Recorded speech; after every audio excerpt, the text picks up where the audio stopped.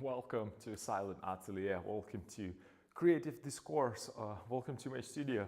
I am back here again, same day. Actually, same.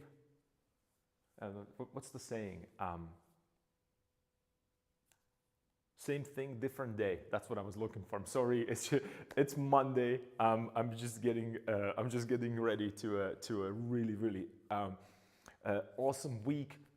Full of preparations and paintings and all kinds of cool stuff that it's part of being a professional painter. So last time we had an amazing evening, bed painting Friday, so much fun. I still can't get over how entertaining and informative and that kind of a creative solutions, how many of these things we went over. So, and I want to continue with that.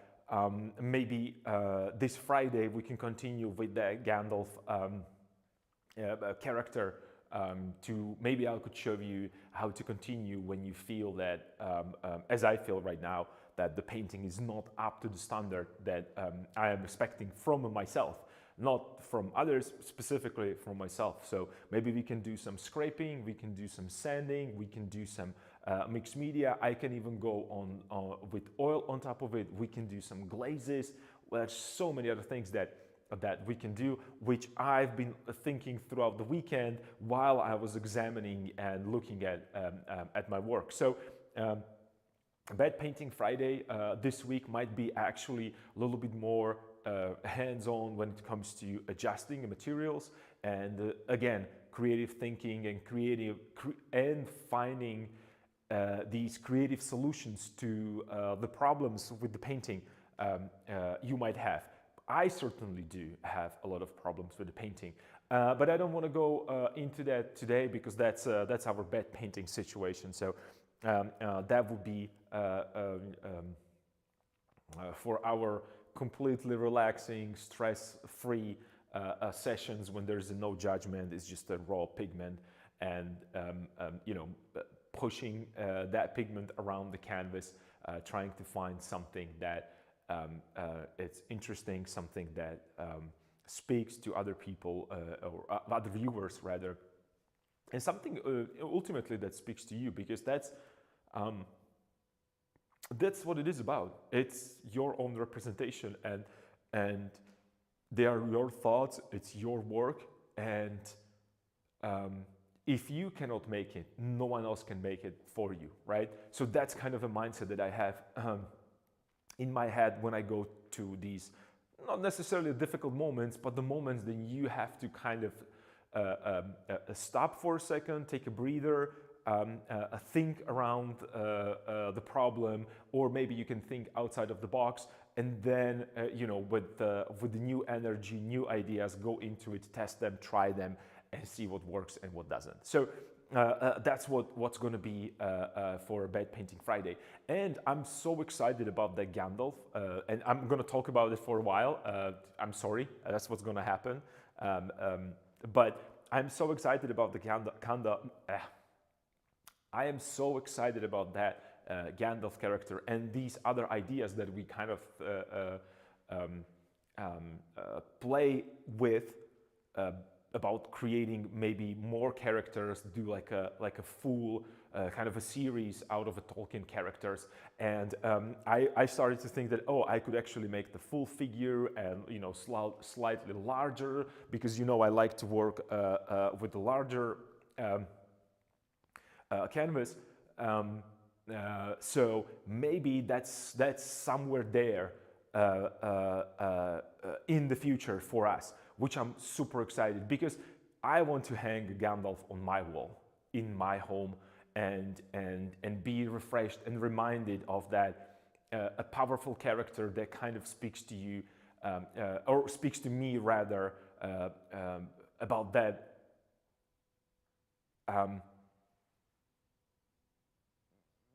I'm trying to find one word about that hope. That's what Gandalf is for me. That's what Gandalf always going to be in the books, unless there is some hidden documents or hidden book or hidden manuscript or hidden concept that Tolkien had and they haven't found it or haven't published it that will change who Gandalf is in the books. He is the most powerful or the second most powerful being in that realm. And he understands that problem, and I like that kind of a conflict, not even a conflict. I like that his full commitment, and also the fact that he understands what's happening around him is so powerful. So we started with the random sketches. We went with the acrylic. We had a lot of fun. Let's right now refine maybe the portrait, and maybe we can push even more on the Bad Painting Friday, starting to develop maybe some, again, the figure composition, or maybe something that kind of represents visually who Gandalf was, what he represented, and you know, what that whole how would I even put this?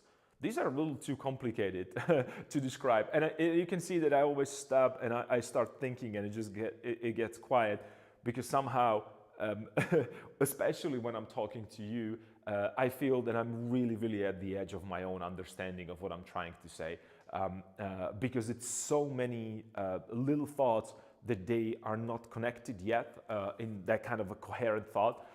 So my apologies for just skipping and jumping around, because as you can see, even for me, that Gandalf idea, it's not fully fleshed. So, and that's probably where I should stop, because I will get into more and more complications. So that's that. Moving on. There is another thing that I would like to talk to you about, and that since I'm leaving on April 8th for a working trip for a couple months, I'm not sure what's going to happen with the channel. I'll try to keep consistent updates. What I just realized, or actually not just realized, what might be an issue, we started that Discord server, and it's kind of working. I'm so excited about that. That was a great move. And I'm happy that you guys pushed me into actually making it happen. So that's what's up. Also, we should start that commercial situation, or the advertisement situation. I don't know how that's going to work. It should be set up, like I mentioned the last time, every hour. It should be 3-minute commercials that we want to use to our advantage. That means that we want to, you know, step back from our work. We want to, you know, refocus our eyes to something else, to different colors, to kind of, you know, give them again that full scope of the colors. Because, you know, when you staring at, you know, really high saturated color, as it gets, you know, longer and longer, you just want to get rid of that saturation because it's so powerful, it's so annoying, right? So you slowly desaturate your palette, and then when you look again on your painting, it looks kind of a dead and desaturated, no chroma, and everything looks the same. And that goes not only for color, it goes also for value.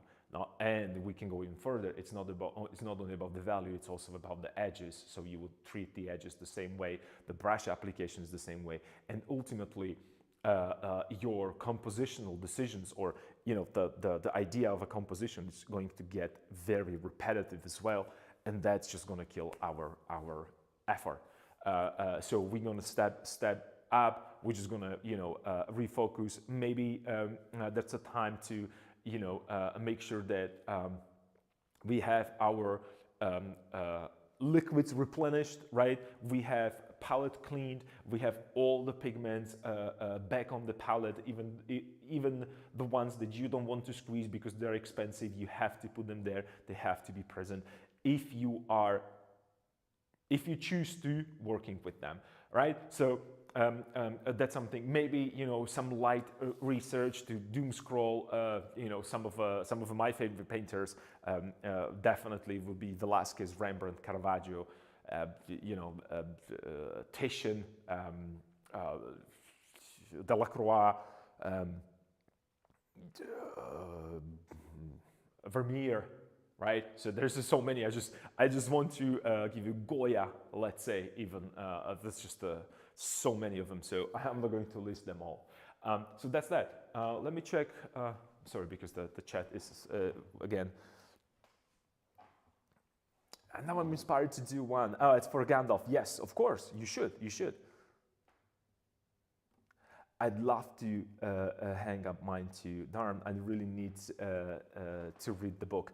Of course, it's just that. But here's the thing: when I paint, and even this painting, I'm painting it in the mind of, oh, that is something that I would like to have on my wall hanged.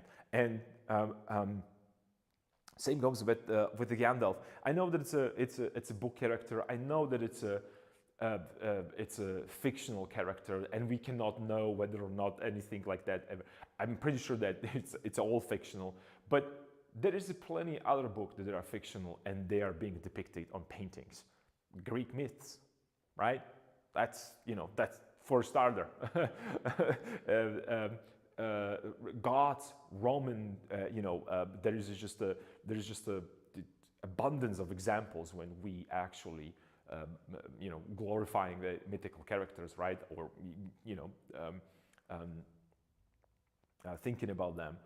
So why should Gandalf be different, right? It's our modern kind of a entertainment, you might call it, but still, it's a fictional character that you like, that brings you a joy and maybe even steer your behavior to a certain way, right? So these are the symbols that we use. So if you'd like to, you can definitely make that. Oh man, are you serious that your name is Gandalf 8095? Is this even possible? Whoa, impressive painting, bro. Thank you, I appreciate it, man. Thank you, I appreciate it. We were here working on this painting for a while together. This is a creative discourse. I hope that you are ready to join us and paint or create alongside us. Welcome to a stream, and we are just talking about the Gandalf, and your name is a Gandalf. That I don't know. It's just it's one of these days when everything just kind of work together in the perfect harmony. So and it's Monday, so something is in the air. It's going to be a great day to paint. So I don't want to really go OMG, right? Right? This is just, is this for real? Is this for real? I don't know. I think you remember last time you guys mentioned that affiliate program, and it immediately happens. Right now, this week we talked about that. We talked about the Gandalf, and we have a person that is really really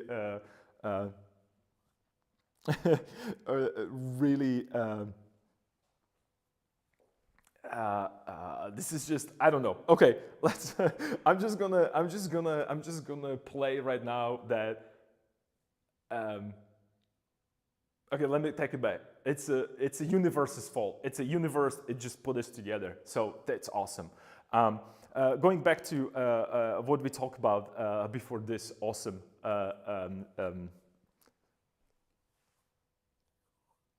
a miracle that happened.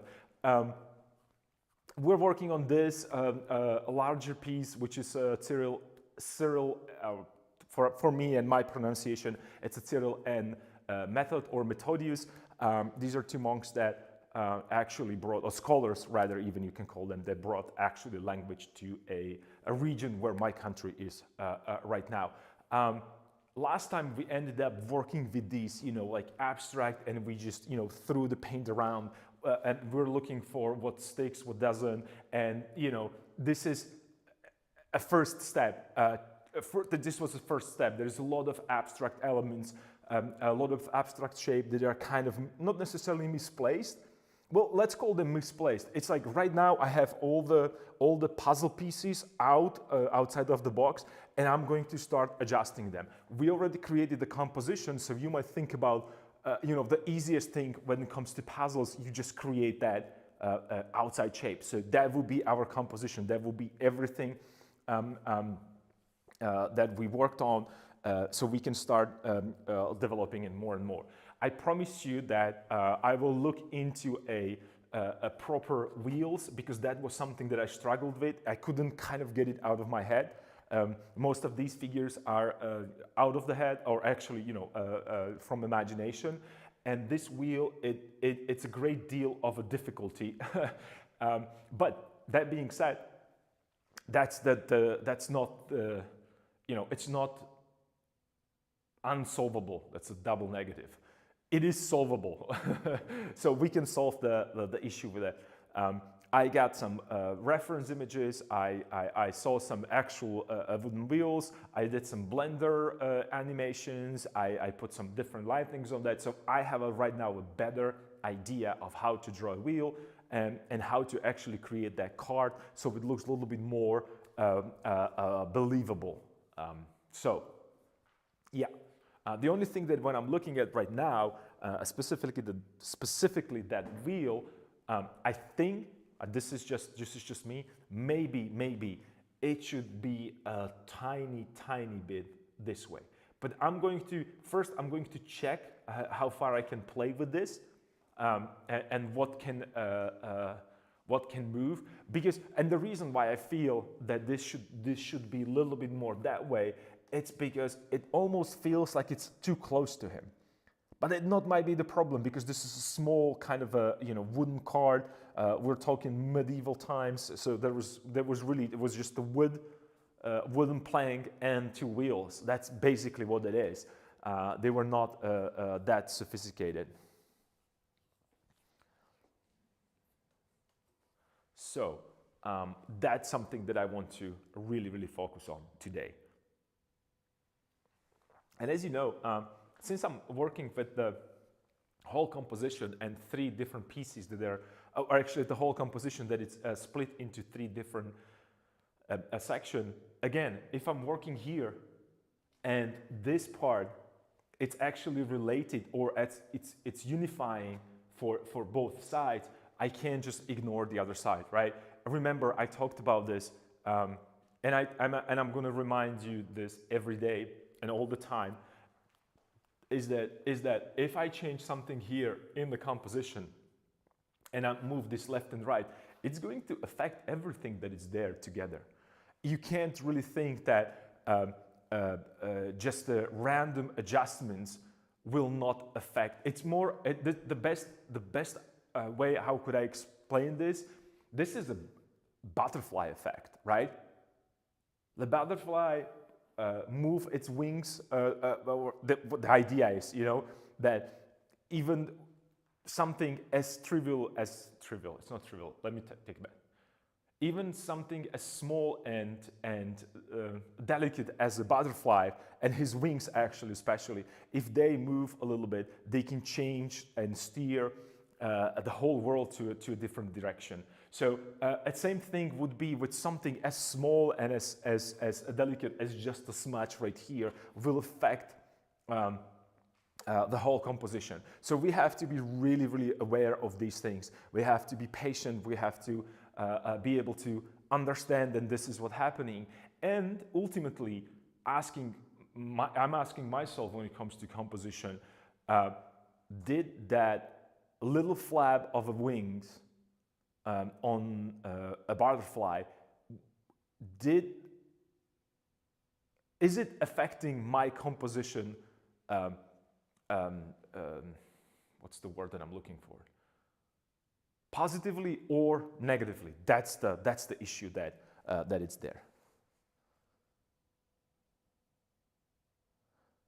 What the project with that painting, is it a personal thing?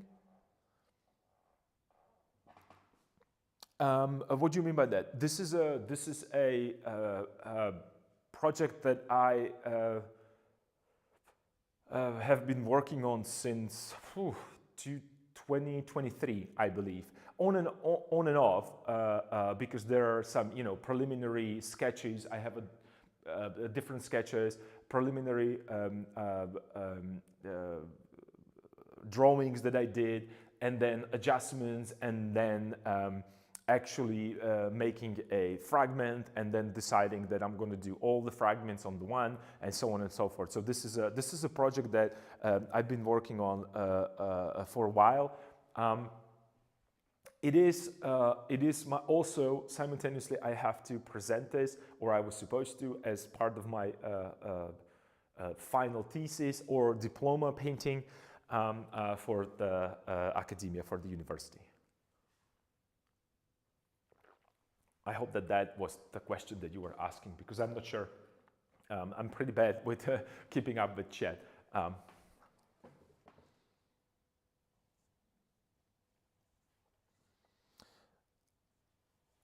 I was just wondering if it was like for work or just your own thing. It is my own thing. All of the things that you see here, they're my own thing. But since I'm a painter by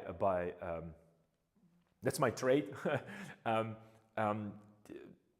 you can consider this as my work, because I'm not necessarily a streamer, which you will find actually pretty amusing, because there are all so many different things that fail throughout the stream.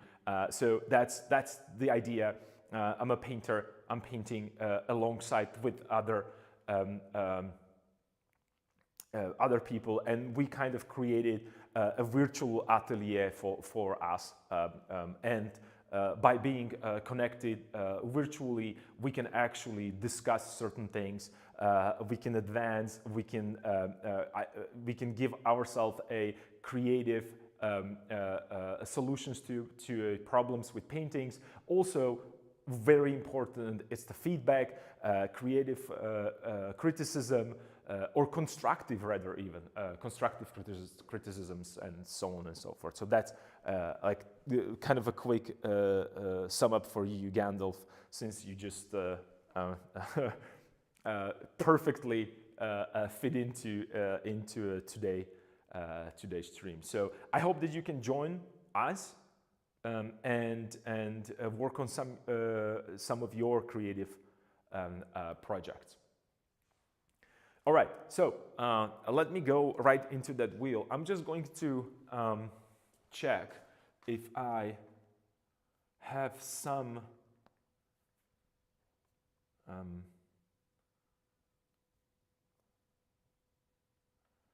no, I don't. So just give me a second. I have to check it on a computer because I'm looking for references. And I modeled some of my own, and I did some digital adjustments to some of these existing sketches of mine. So let me see if I can find the one that I need, or the one that I thought that will. Okay, it's there. Done. So let me start with this one as my reference, and I'm gonna get set up. So I have all the pigments and everything ready on my palette prior to painting, and that's something that you might want to start thinking about. That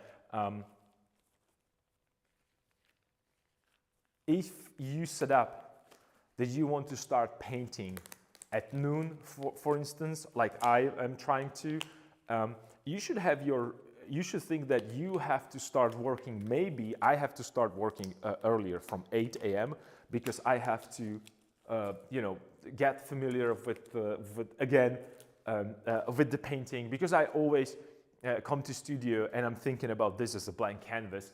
And so it takes me a while to look, to analyze, to adjust, to move, ask myself whether or not the day before was a good decision, and then try to think how to improve it. Then make sure that I have all the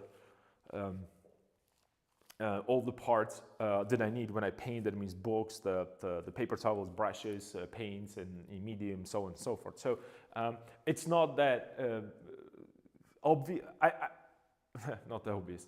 I'm not saying anything out of the ordinary. I'm just reminding you that, you know, if you're painting alongside us, uh, even though we start at 12, I try to prepare myself everything beforehand. That's a good practice even if you're going to school and you're sharing a studio with other people, you have a model.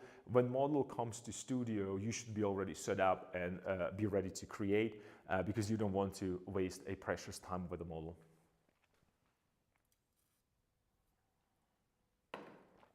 All right, so I'm gonna go directly into that wheel.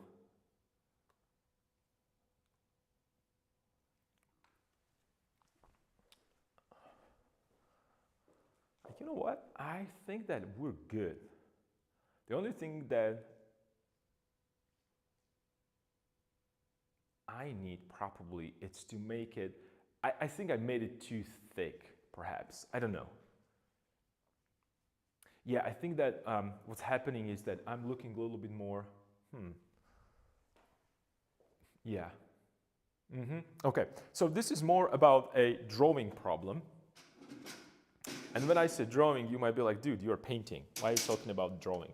Well, even though I'm painting, some shapes I need to draw in, and especially ones that I'm not familiar with. And when I said not familiar, I mean that I don't paint them that often, which means that they might not be as obvious to me. So what I prefer to do is just to quickly do a light sketch on top of existing painting of what I'm going to do.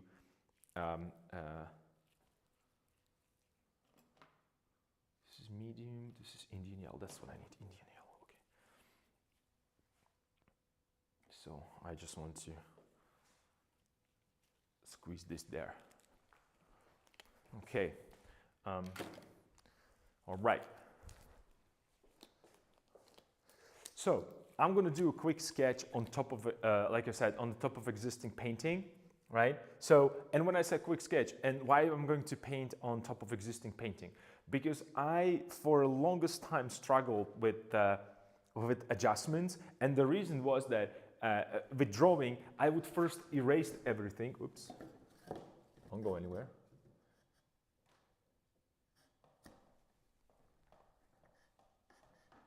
Just a second. Okay. So for the longest time, I felt like I had a difficulty with this, and then I figured out what my problem was, and it was the fact that I first erased everything, and then I tried to draw it again, and usually I fit it exactly in the same spot. So it took me, I would say, 10 years to realize this problem. Not to realize, I knew that that problem is there. I thought it is not as significant. That's the better way to describe it. And right now, I'm just gonna paint directly on top of existing stuff.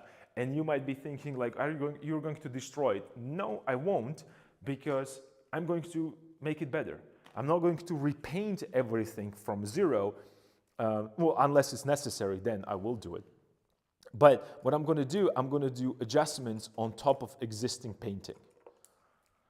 And I have multiple options. I can take my trusted charcoal stick, vine charcoal or willow, whatever one you prefer, and start doing it that way. But since I have a limited amount of time before my departure, I am going to speed up that process, and I'm going to test it if I can just do these adjustments on the go. While actually working.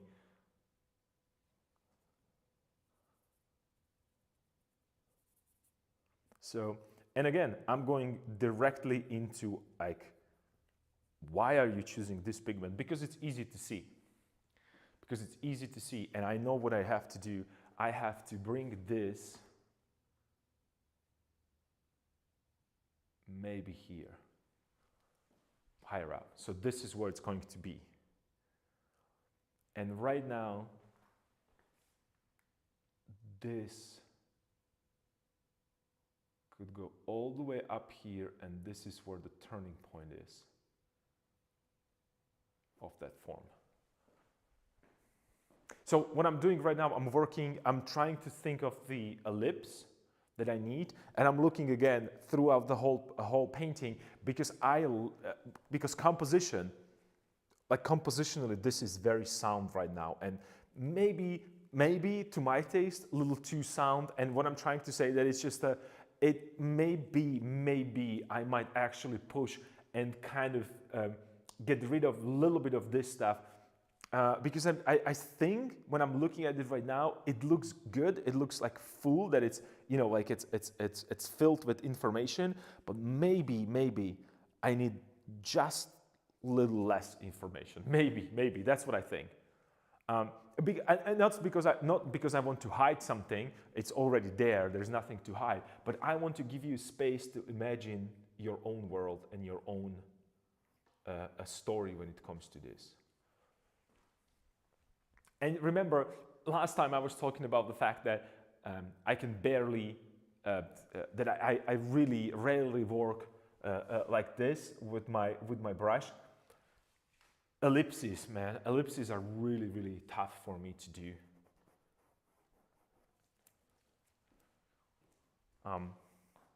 Freehand.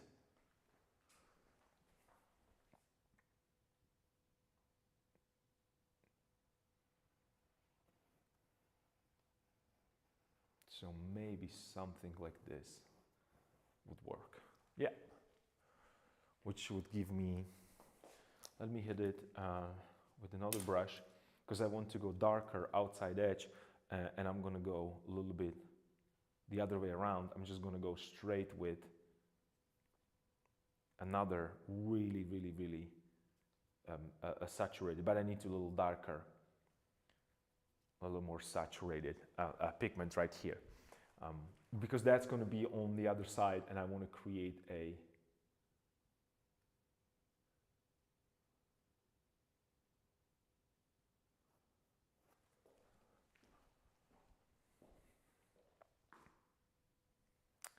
little bit more this way.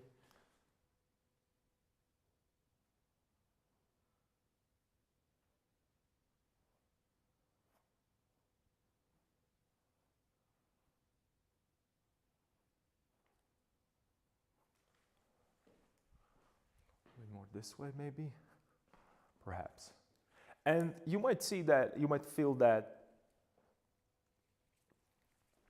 you know, it's just when we think about, and this is something that we discuss in length with a Zurbaran, a very famous painter. And I was talking about how much I really enjoy his still lifes. Well, I enjoy everything that he painted, but still lifes particularly. And the reason why I really enjoy the still lifes is because of that. Let me just do this, because I'm not sure what this yellow ochre is going to do. You know, when you think about a medieval time, or actually when you what you're familiar with usually, it's that, and right now I'm jumping in between things, because I might skip what I'm doing right now. I'm trying to do a similar thing that I was explaining before with the palette. I'm trying to mix the same value of these two pigments, and because not because I want to create a green pigment, because yellow and blue it's green, but because I want to saturate it a little bit more, this dark pigment. I want to make it a little bit more chromatic, right? Because as I'm adding blue, I am making it desaturated, I'm making it cooler, and I'm also making it less chromatic, actually. So I'm trying to match the values. I think this right now it's too dark, so I'm going to make this lighter slightly.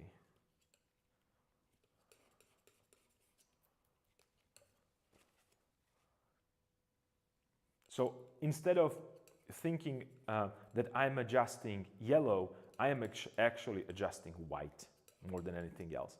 I want to have my white a little bit more chroma, and then I'm going to mix it in and hope that it's just going to punch the chroma instead of turning it into a green pigment. And it's definitely going to go slightly towards the green, but not as much. And I punch up the chroma a little bit more, so that's fine. So that's going to work. Just because I want to test something. Okay, I need a little bit more pigment, so let me get this. And you can see that I was working on it with the palette knife because it's easier for me to clean it, test it, and wipe it, and then I can go and slowly mix this in. So that's just a little bit of a mixing situation that's happening on my palette. And it's going this way right here, and then this way.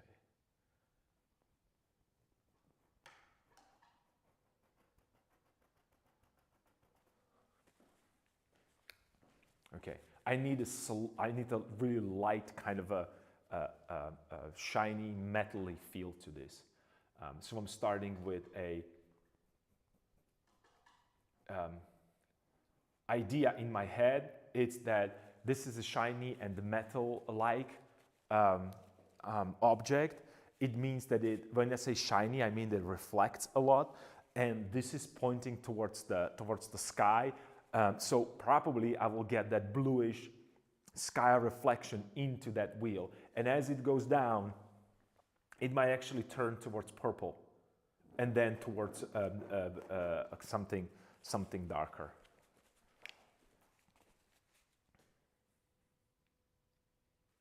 But it's when I say purple, I mean compared to this, because right now I'm adding a warm blue, if there is such a thing. Warm blue means that it has a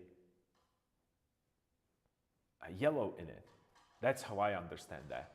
Compared to a cooler blue, which has a more red in it. Because when you add red into blue, you're going to get purple, and purple is probably the coldest. Not probably, it is the coldest when it comes to the idea of. So I'm adding a little bit more of that yellow into it, which is turning slightly green. But, like I said, it's not green necessarily, it's green into comparison. And by doing that, by doing just a simple shifts of temperatures and chroma, I can actually create volume slowly. It's going to take a while. I'm just placing some random marks there right now. You know me, that I prefer to have, thrown some pigments around and then start adjusting a pigment based on my liking of that position. So I did a quick adjustment right now of the wheel. I'm not going to create a perfect ellipse, and the reason is because, and that's why, getting back to Zurbaran, is that there was no such a machine perfection 1,000 years ago, 1,200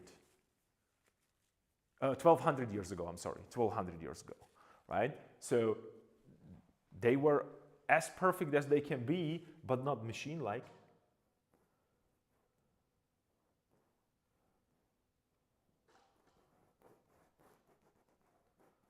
When I'm back with my finger painting.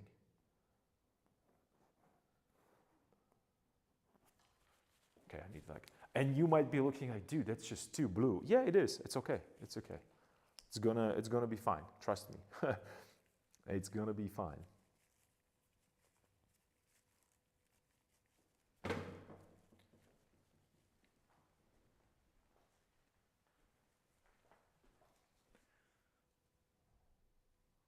little bit more of that.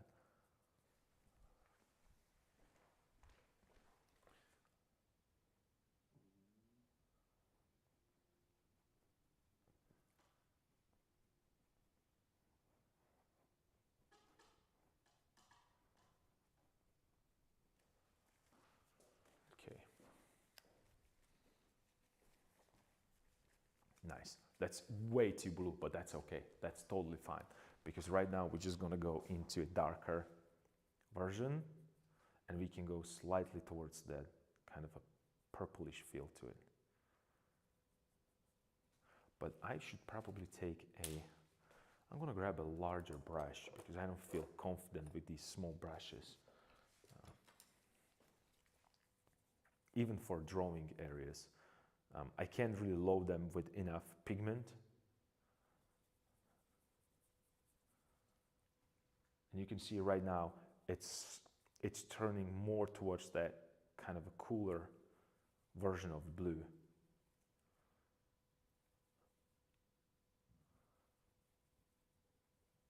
That kind of a purplish. And if I want to be, maybe I could desaturate it a little bit with black.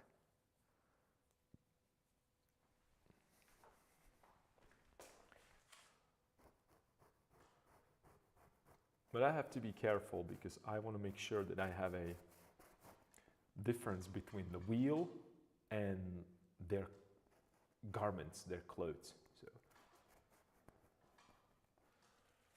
So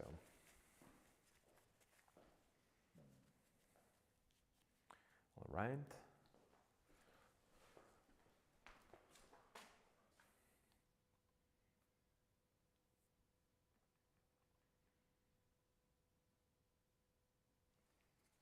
Yeah.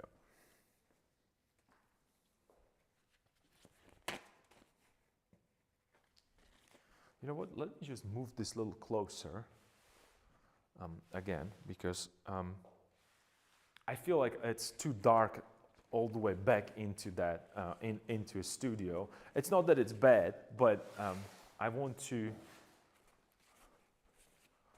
want to, you know, over exaggerate that.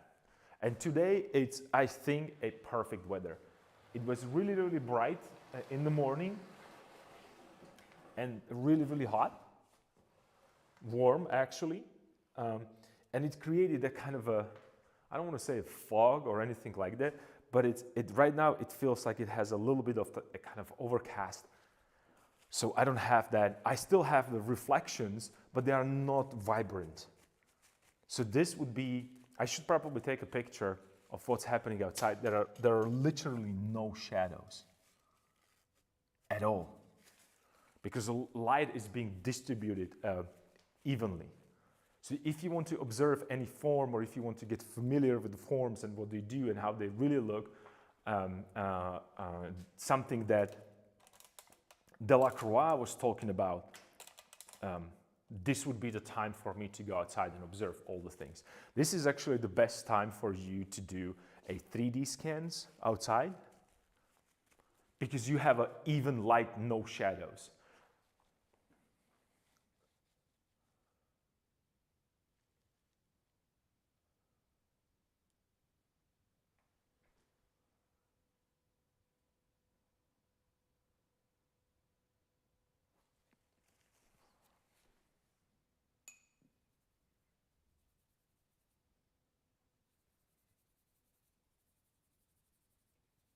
A little bit darker, desaturated pigment,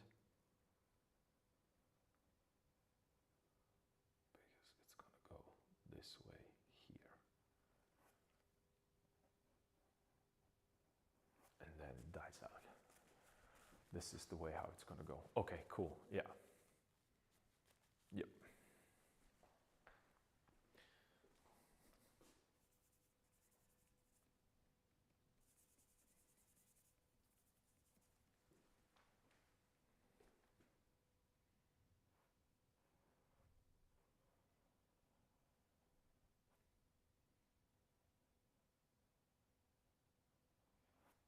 It has to go this way to push it more. Okay, so right now I also need a background pigment. So let's get into that. Well, a little bit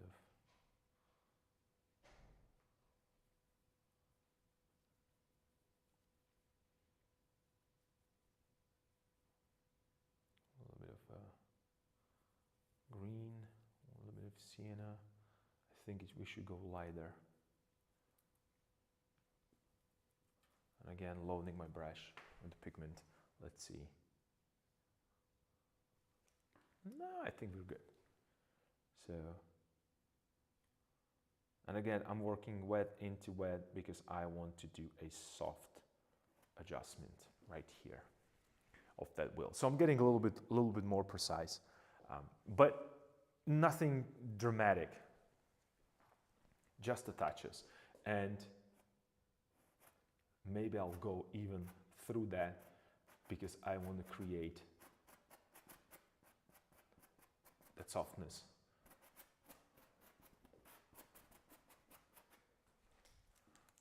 Right?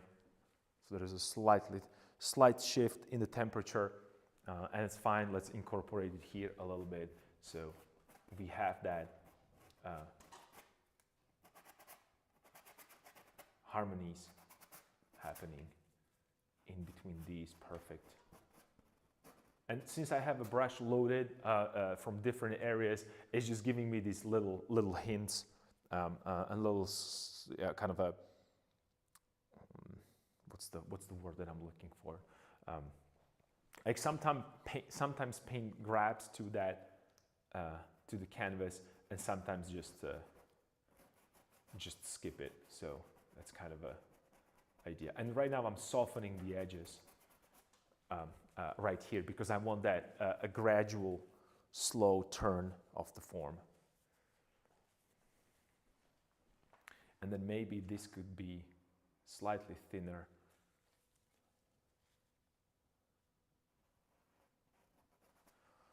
And it's going to be kind of a wooden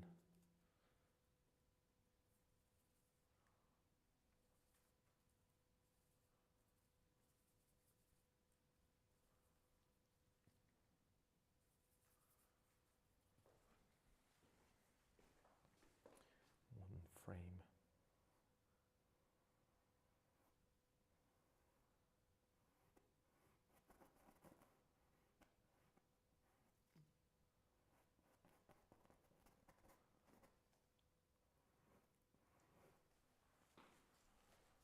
Right.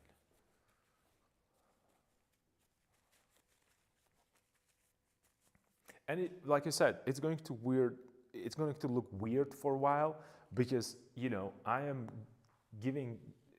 creating something that is like really, really specific on the part of a painting that has no specificity at all.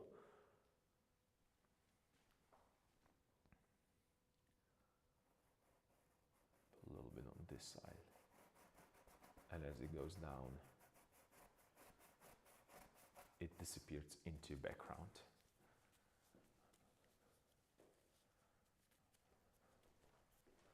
And from the other side, I can have that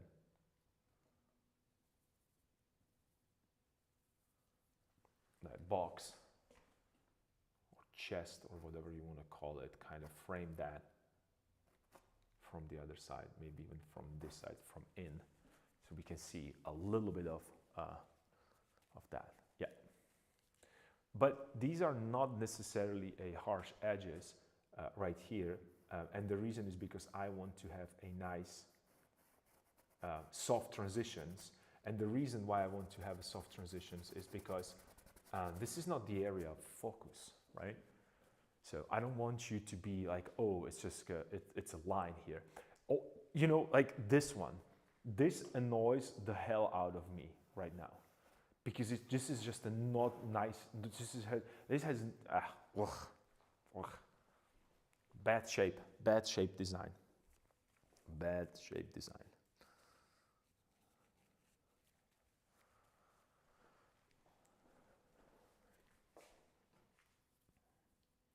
A little bit more with that purplish pigment.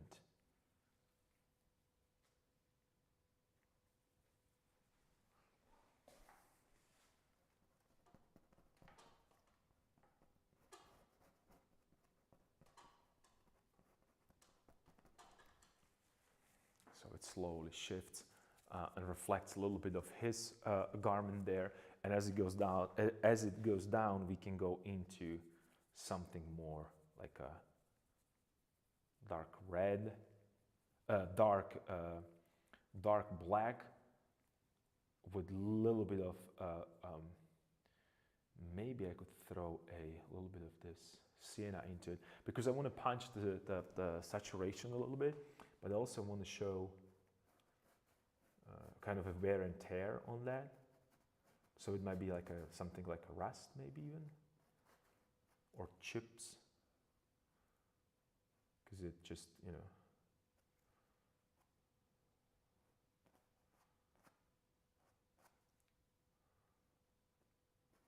that wheel has been used for a while. And I also need an edge right there. Yeah, it's starting to work a little better, I think. It's a little bit, and right now you can see that I have that center of a wheel maybe in the wrong spot, right? So I should probably push it just a tiny bit, a little bit more high up. So it could probably be here as it was before, or maybe a little lower, because I have the angle there, right? So because I painted straight, but maybe we can make this thinner. Yeah, so maybe we could throw a little bit more of that background.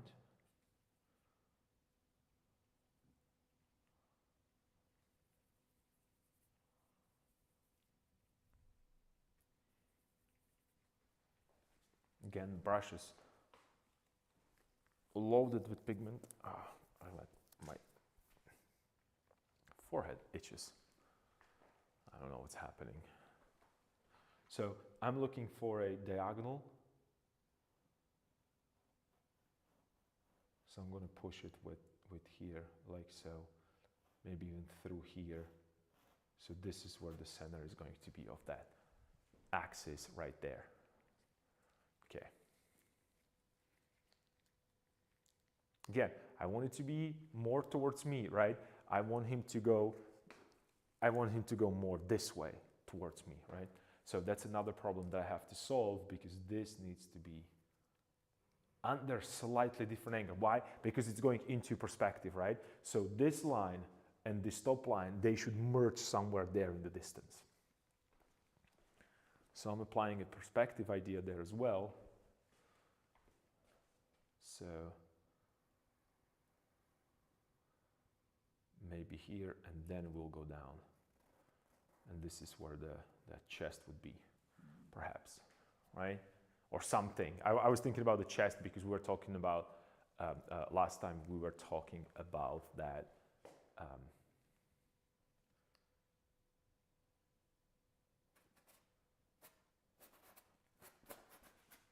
Let's throw that, a green there, so we know what's up.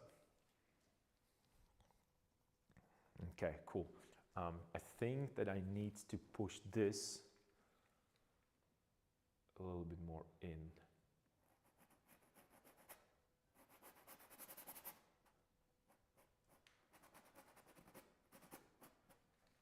Maybe, I don't know. So I'm painting that with the green, and then I'm gonna go on the top with a with another pigment. Also, I feel like this is wrong, and you might hear me saying this often, that I feel. I'm working with that kind of a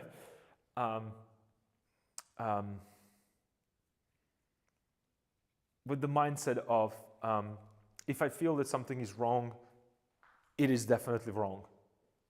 That's the only guide that I have that is helping me these days, because I don't have another person with me in the studio. I don't have anybody who could tell me like, dude, this is just too much, you're not doing it right, and so on and so forth, right? So that's why I'm referring more to a feeling rather than just rather than just saying that, oh, I know what's wrong, or trying to convince myself that everything is all right, even though it isn't, and so on and so forth. So,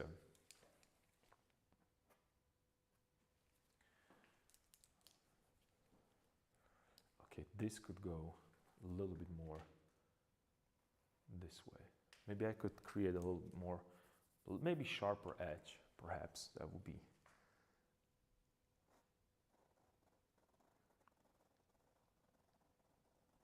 And I'm going to go against my gut feeling right now. And I'm going to do a sharp edge because I need to see the asymmetry on that wheel, which is not yet achieved the way that I want to. I see. I see. So let's go into this a little bit more. So I'm going to go with the darker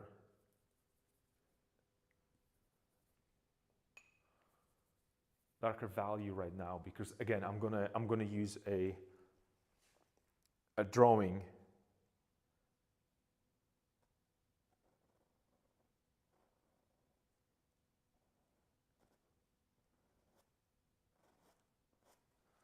to help me to fix the problem before I attempt to,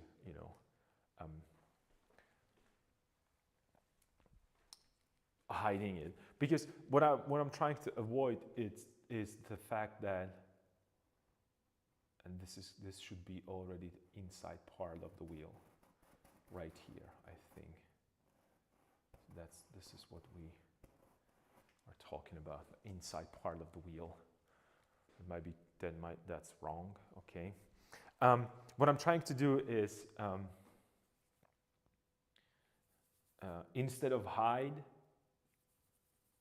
mistakes, I'm trying to figure them out first, paint them in, and then hide them. Because that's the only way for me to really know what's happening.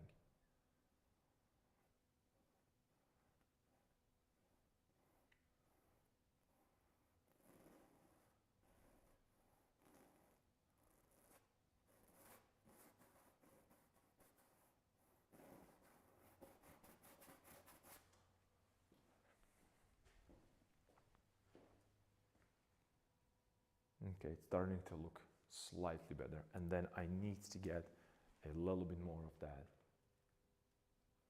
edge right here. As it turns down, it's going this way. So this is going to be that inside part, which will get wider. And this whole thing, it's going to be underneath as that shadow.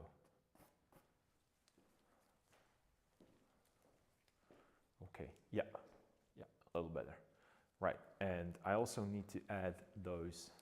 I need the center part right now, so this is where the center is going to be for my wheel. So I'm just putting it there as it is right now, and let's just put a greenery right here. It's going to be higher up, yeah.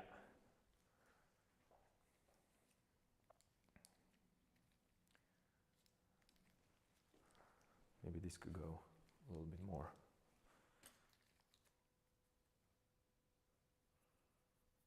I think this could go extremely light right here on the top.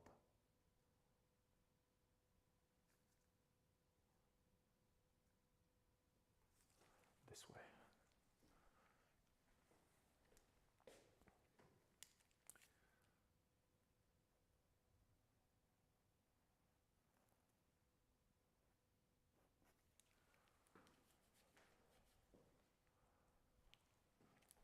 Cool. And right now I need that middle idea.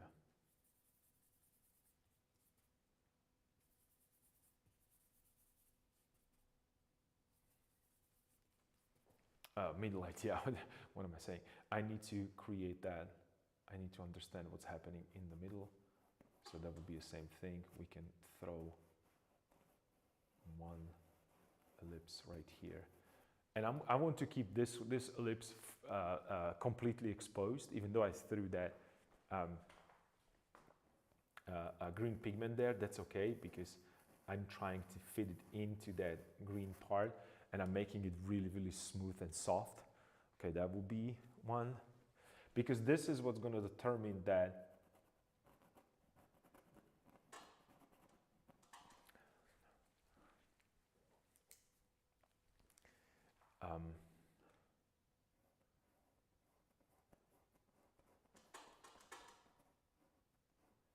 determine, that's not even the right word. This is going to help that.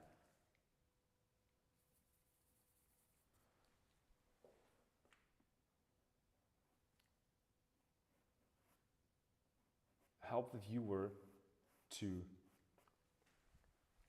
with the ellipse, right? So it's just, it's something that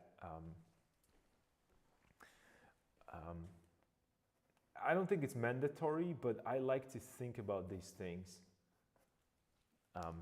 Right, so I have ellipse that it's kind of a hidden, so you don't know what that is, and then since I'll make this completely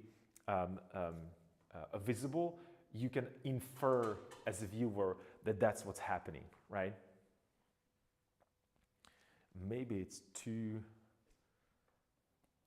close to this, and that's why I have all the pigments. I'm working with green, because green is going to be my ultimate background, right? So whatever green that I throw there, that's fine for now.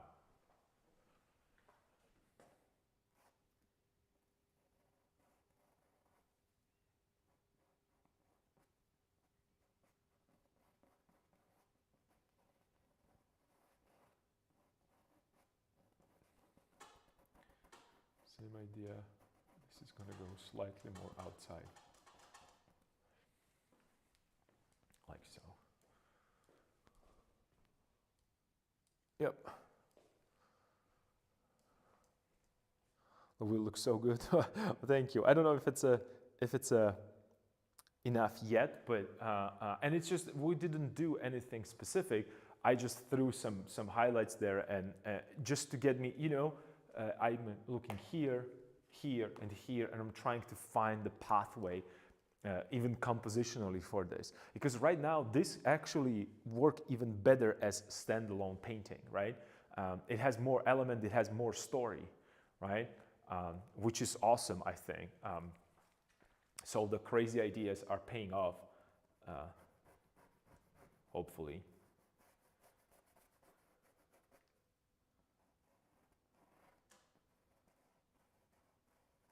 Other thing that is difficult with ellipses in the perspective, that you have to, first of all, you have to keep them symmetrical, and also it's just ellipses always want to do their own thing.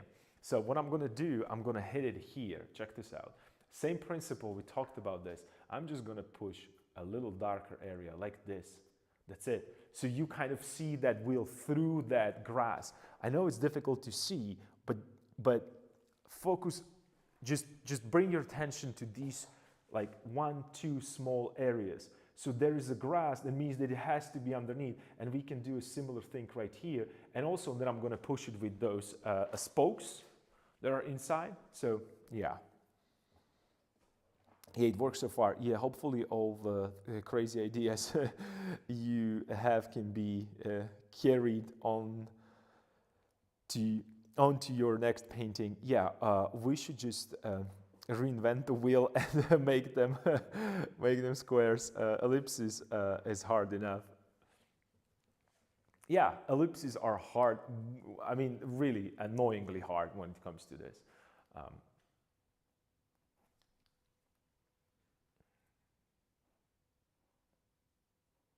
I struggle with ellipses myself, and they're really, really annoying. Okay, and maybe let's put these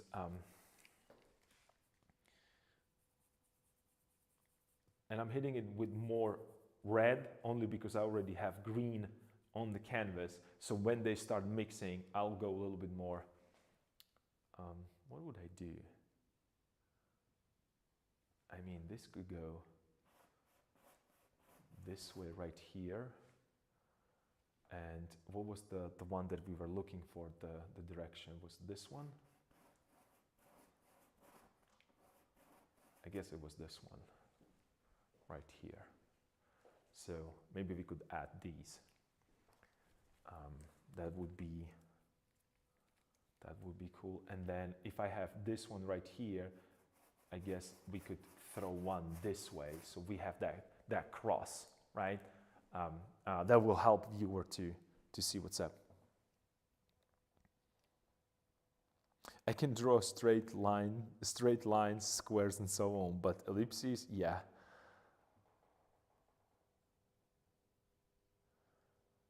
It's like he almost enjoyed seeing me struggling with it.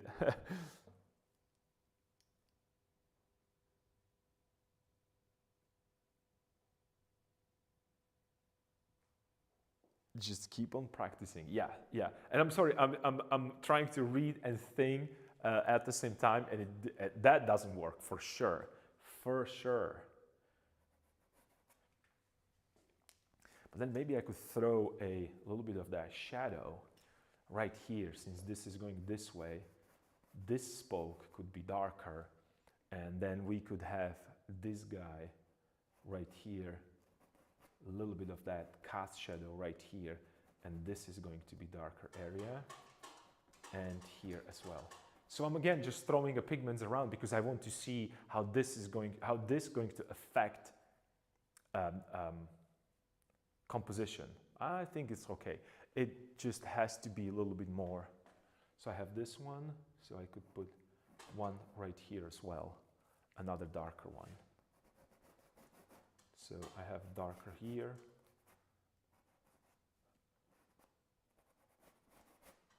And these implied lines also, they're going to create like a little bit of that, help that. I could also put this a little lighter.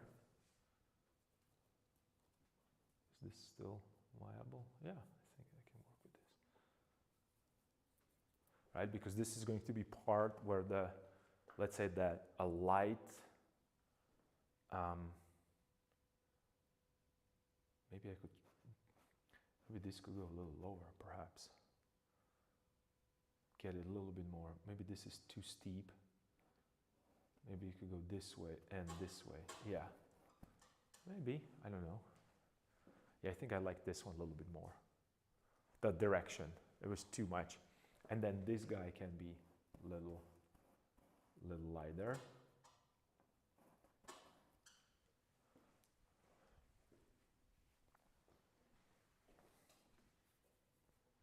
And this is going to be a top part. So this is the direction. This is going to be top part right here of this inner wheel right here. Like so. So these are all just little ideas that I'm trying to put together, so it looks a little bit more like a wheel. I still think that it might be a little too thick. I don't know. Maybe I could push this a little bit more in to make it slightly thinner.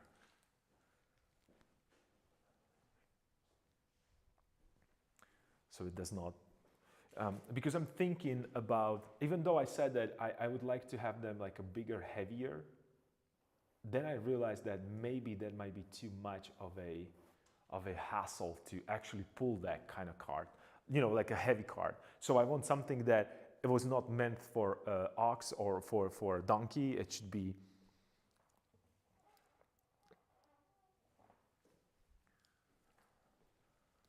then you need to again redraw that ellipse again, because I like this thickness right here. We'll go this way, this way, this way, and up. This is going to be our new one, and then it's going to go across like so. Yeah, maybe this is slightly better.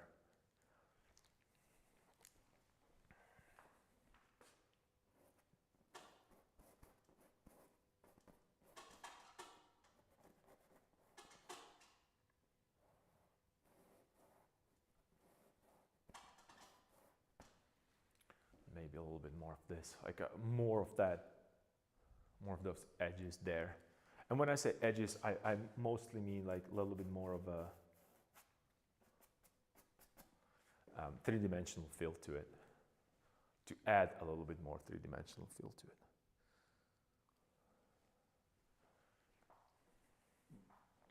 And then as it goes in a distance, maybe you could have some edge right here in the background where it ends. Maybe you can see a little bit of that.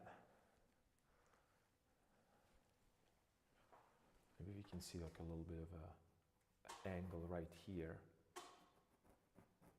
And these are like, I'm just thinking about the wood and how would I attach it together and how would it work like a very simple card. That's all that, that's all that is there. That's all that is there.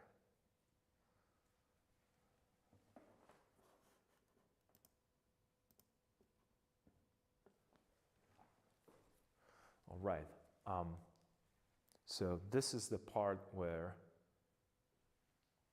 I want to go even thinner, but I don't know if the thinning this is necessarily the way to go, or should I just go full in nerdy on the wheel and start drawing it as it is on my sketch together with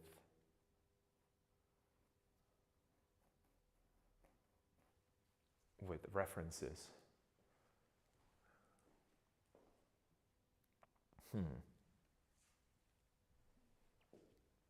I think this is a problematic area right here. I'm starting with that under shadow a little too soon. Yeah, this is better. It's breaking that idea of the, not the idea, the rotation, position in a perspective. That's what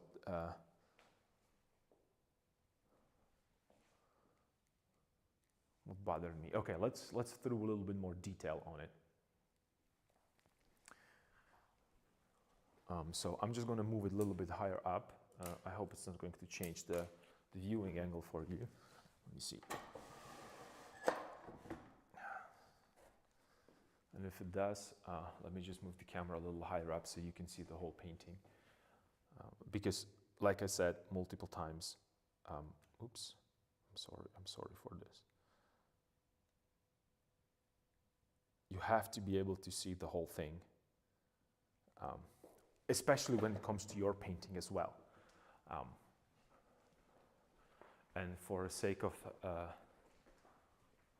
Twitch or any streaming, or most of the all streaming platforms, the policies. So I'm just gonna, I'll just move the nudity situation, even though it's very difficult to see anything there, but you know,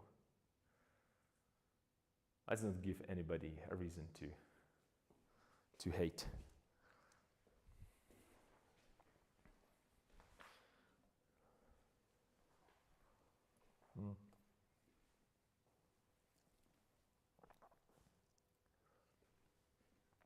I'm wondering whether did we actually went through any ads?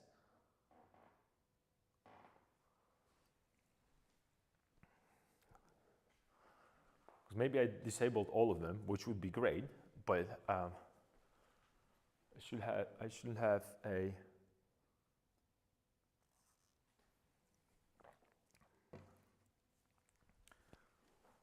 we should have a warning before those. I'm not sure if I'm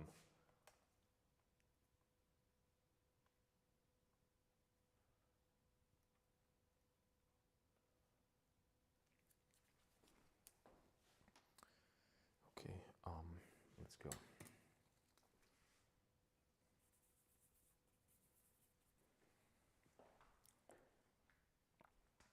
So I want a little bit of light right here, maybe lighter even. Slightly lighter and maybe a little bit more coolness into it. And lighter. Desaturated. Less chroma. Nope, I didn't see any ads. Okay, all right. So we don't have ads. That's cool. I thought that they should happen. So again, I was tinkering with the setup. Okay, so I want a little bit more of a kind of an angle there. And it goes up and down like so. Okay, a little bit of that volume. I hope that you can see that it just, well, probably not, but just a little bit. A little more specificity. And then as it goes in right here, it's going to be darker, because I want to show the thickness, you know, how it goes in between those spokes, right? So it has depth into it, okay? And then maybe I could push a little bit more detail.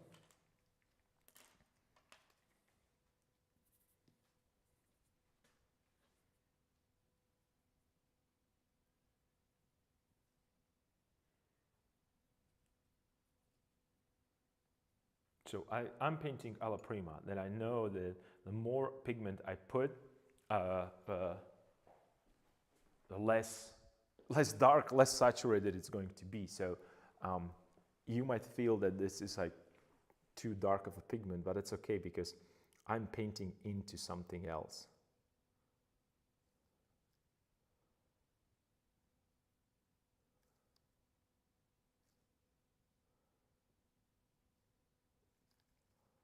All right, that will be that. And then I'm looking for that structure. So one would be here, around and up, this way, around and up this way. Cool. And then it is another one would be closer, and this one would be closer, because they are when I was looking at these, they could be exactly on the same.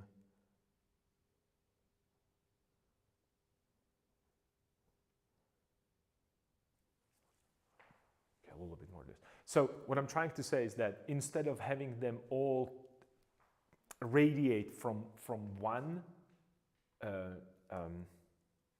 how would I put this? Well, the wheel is not as thick as this one, but for the sake of the argument, so this is the thickness of wheel, right? The center part, I'm talking about this, the center part, the axis, or wherever the bearings are, whatever the name of that is, right? And instead of all the spokes going out in one direction like this, right? So they're going all around in the middle. I am actually, you know, I saw a different variation. So one's going to be on one side, and another one is going to be here, and the third one is going to be on this side. So they have like the kind of a zigzag pattern, and it's due to, if I'm not mistaken, to make it a little sturdier, right? So the more holes that you poke into the wood, you know, the less rigid it will be. I don't know how to say it. It's just some kind of some, you know, smart people were working on this long time ago. It's not like it's not like a new thing. They, you know, it was a trial and error. Pretty sure. I'm pretty sure that it was a trial and error. So this way, and I'm continuing, and it's going to go this way. So this is where the darkness is going to be on the other side. And I have that one, and then I have one that goes from behind and up in this direction, and it's going to be hitting this part right here.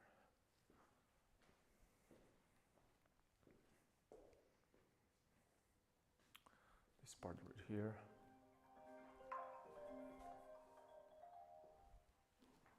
I am sorry.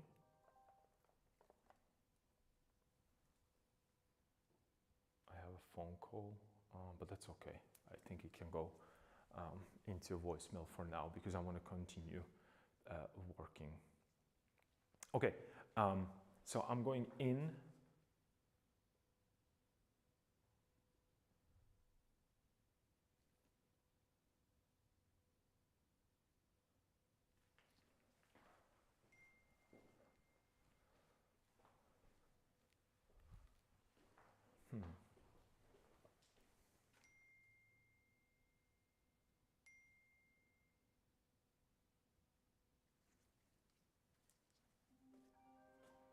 All right, so just a second, I have to pick this up because it's regarding to my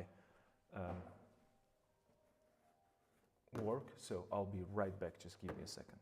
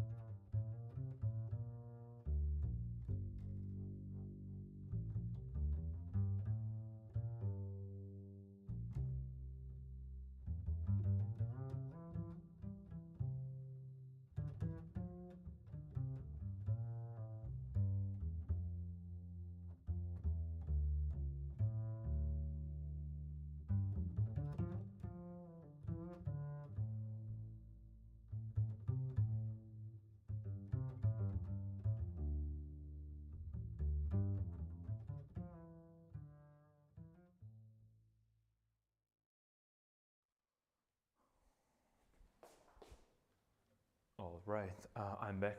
My apologies, but since I have right now, a week, as I mentioned, week before actual departure for my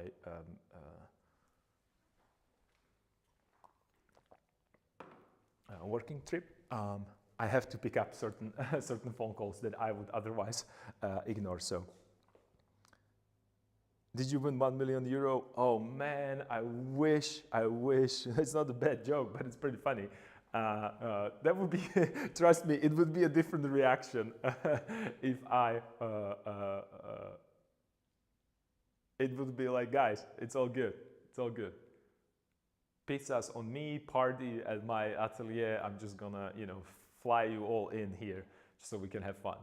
But unfortunately, I did not win million euros. Unfortunately. That being said, since I was talking, I hope that you guys got a chance to step up from your paintings. And I want to make sure that you are doing this because this is extremely important. It's going to be a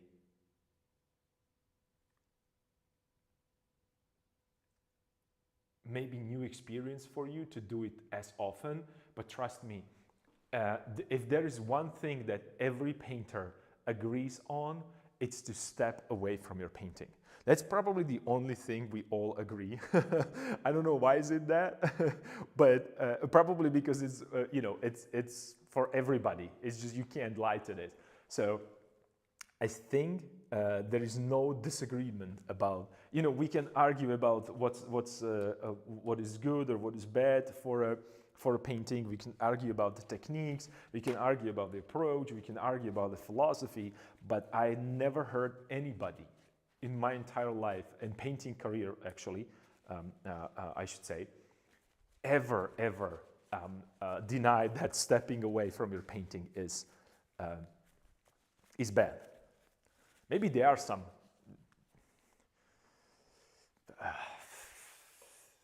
ideas I'm gonna call him that way,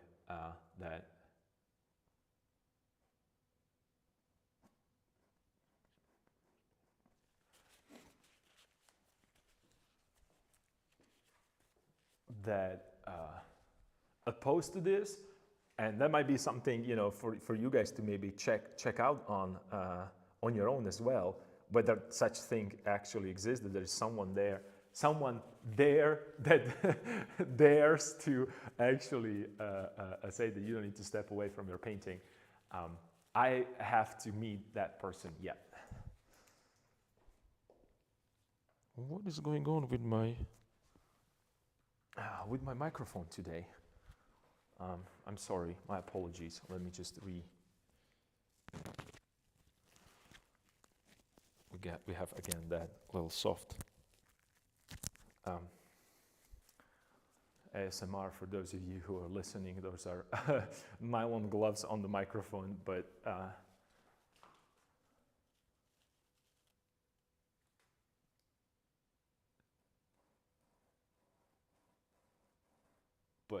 anyway, that's not that kind of a stream.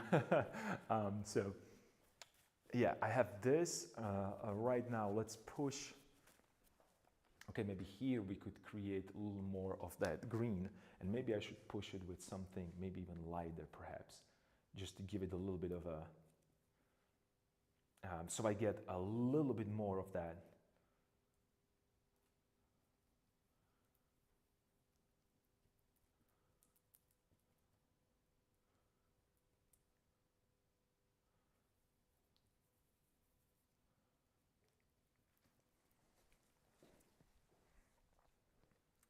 Just a little bit of that contrast right here.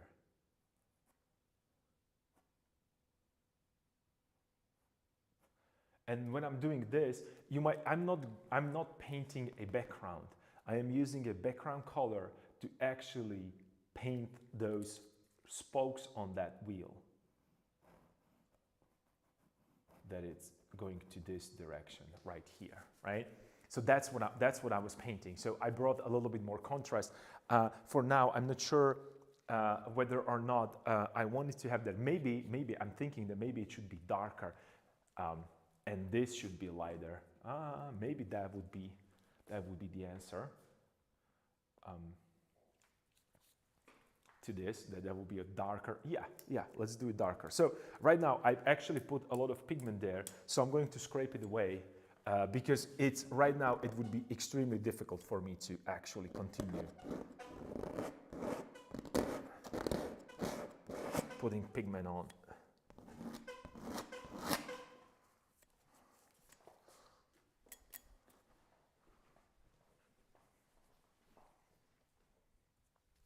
Okay, so let me just put the darker pigment there then.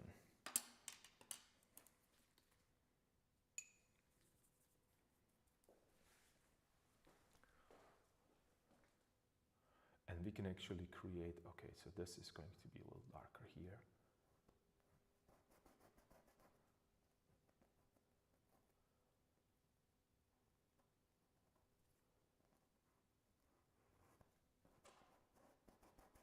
And it could be part of this.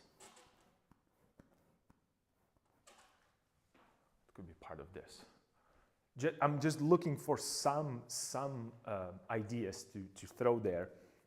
Maybe I could actually put a little bit more dark areas right here. And these are, again, tests of what I could and what could be beneficial to show a little better the wheel. Right, so little slightly darker areas right there. They do not represent anything specific. It's just something that will help me to frame that wheel. And when I say framed, I mean it will bring it a little bit more forward to a foreground. And we can do it with the contrast, as you might know. And as it's starting to get a little bit more and more realistic, right? So this is what's going to happen. As it getting more and more realistic here, this will suddenly look like not like a bad painting, but something that does not belong there. Furthermore, if I create even more interest into wheel, the hand has to be even better than the wheel, right? And continues, then you're going to look on the portrait. So I have to do something with the portrait. It cannot stay like a, he cannot look like a Nazgul anymore, right? Nazgul? No. What's the name of the? I'm talking about Lord of the Rings right now. The dark figures. Did I say it properly? No, Nazgul is a. Oh, come on. I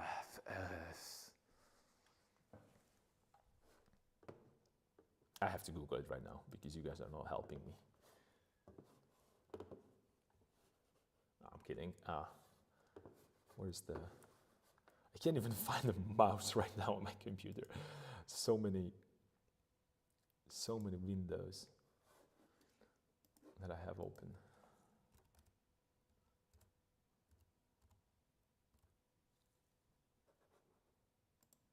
Nazgul is that's what I thought. The Nazgul is a...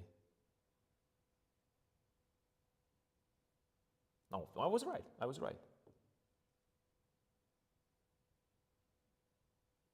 Ringwrights. That's what I was looking for. Okay, all right. I'm there.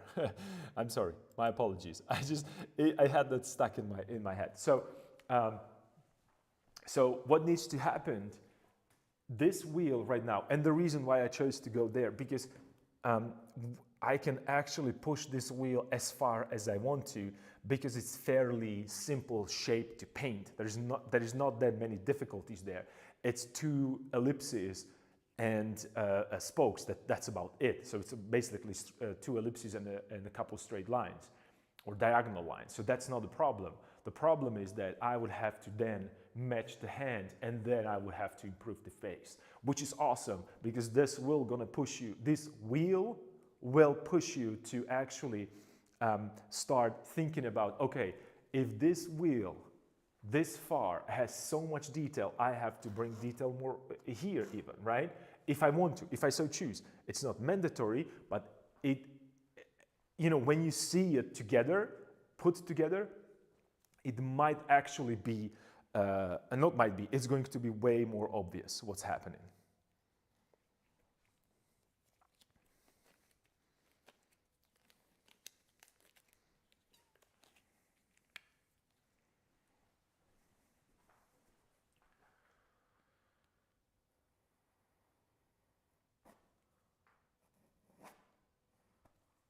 Okay, so I have this.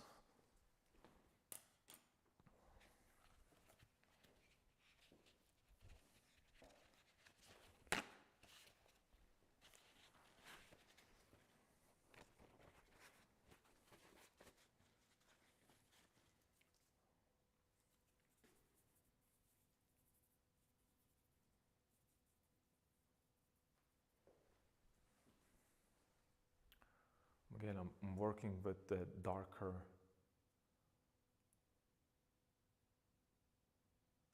Actually, we could create something like a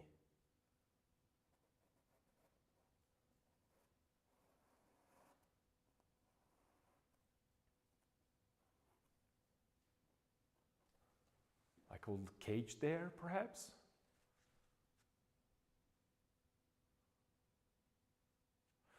I'm not necessarily mean like a cage, but like a side. So the stuff that it's on that little card, let me just put it there so we can see it.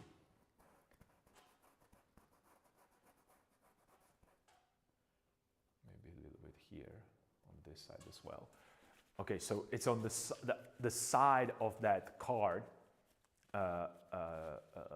It's protected from things stacking or attaching of which will kind of create a reason why this is so dark inside, right? So it has a kind of a, I don't want to say it's side flaps, but it's just kind of a,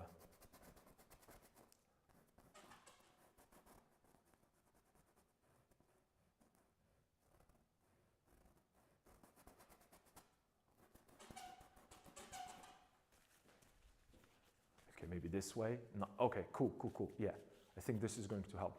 And then I can bring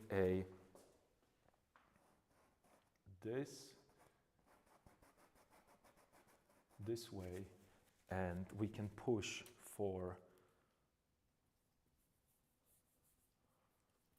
the thickness of that wood right here. And let's say that these are planks, and then from the top, right? So we have a thickness there as well. Nice. Nice. Okay. Right. So there's like a something that prevents stuff going into wheel, and so it doesn't stuck there. Well, and the reason why I put it there, because I want something darker right here in behind, and we can make it under the angle, right? So the light, it's kind of not hitting it perfectly, right? So it's getting into that shadow a little bit more. Maybe I can push it even more because it would help me to push that diagonal, so maybe it can go even further back, and I can start framing that wheel. Right? Like so. Okay, cool. Right? But this is something, I can always change this. I'm just looking for a little bit more ways to describe that wheel without actually putting more detail into it. Because I'm afraid that if I start pushing this even more, I'm gonna run into a trouble later on. That it's gonna look like it was so it's not going to be wrong. It's just I'm creating that kind of a naturalistic brush and thickness and a lot of abstract shapes, and then you have like perfectly rendered a wheel. So I'm trying to avoid that, and I'm looking for a ways to prevent it. And as I am looking for these ways of preventing it, it's always with the composition, not against the composition. But you know, I don't think I need to tell you that because I've been talking about the composition the whole time. Probably, I'm actually, truly, I'm not capable of talking about anything else, truth to be told.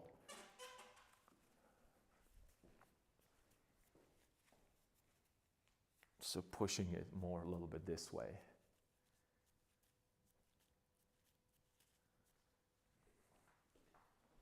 Maybe I could push a little bit more this, because again, I have the part right here. Make it a little bigger maybe even, so it's more obvious of what's happening.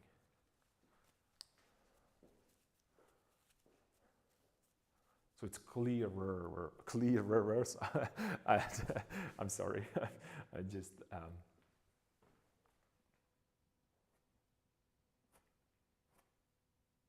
nice.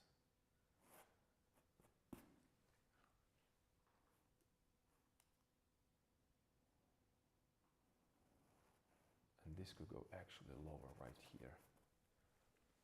So we'll create a little bit more of that. Yeah.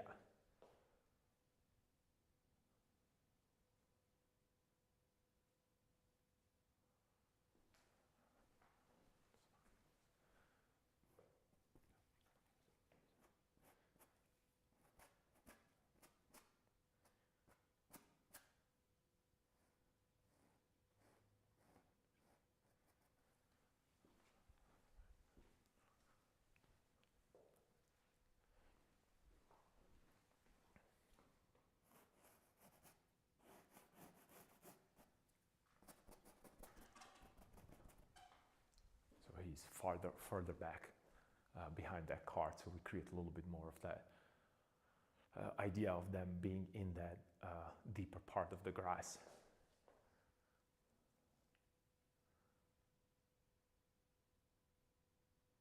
Maybe not, because right now he looks like, okay, no, I cannot do that. And the reason why I cannot do that, because like this is too far, so I would have to raise the, maybe I can try to, no, I don't want to raise up that horizon there.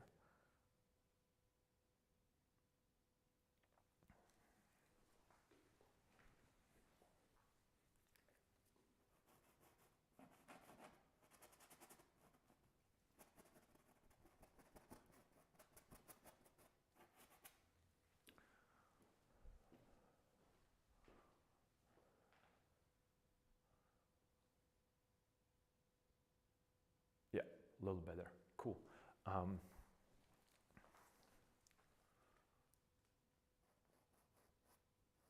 Softer transition.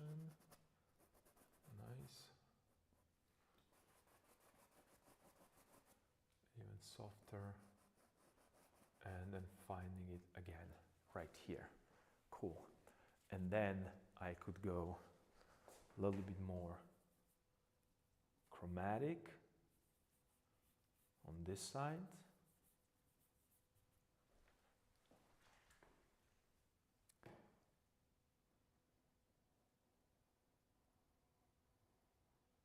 Cool, because this is the one that it's in front of it. And as it goes from the back, I could actually put it into that kind of a shadow. Yeah, oh, cool, yeah.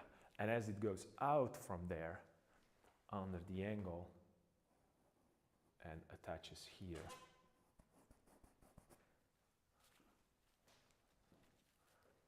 Cool, and then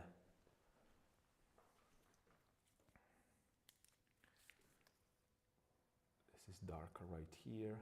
It's intersecting here, and this could actually go.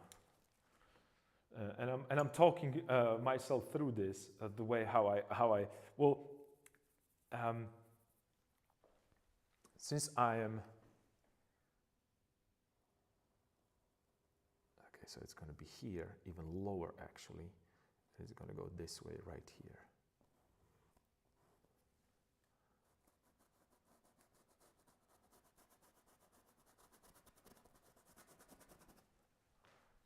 Okay.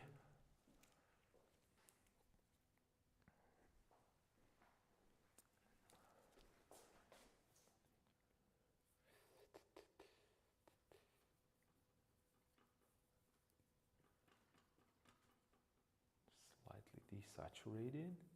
And I'm going to go the other way around because it's going to be going from here, right there. Nice. Right there. And then this one, it's right here on the top on this side.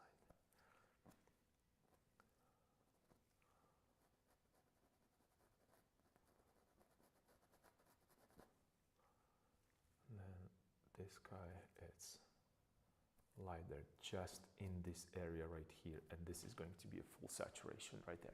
So what I'm trying to do, I'm trying to find that the balance of the light, and I still want to, you know, even though these spokes are going this direction with light value here, light value here, light value here, and light value here, you're gonna connect the light values that's gonna go this direction, which kind of nicely fits with that directional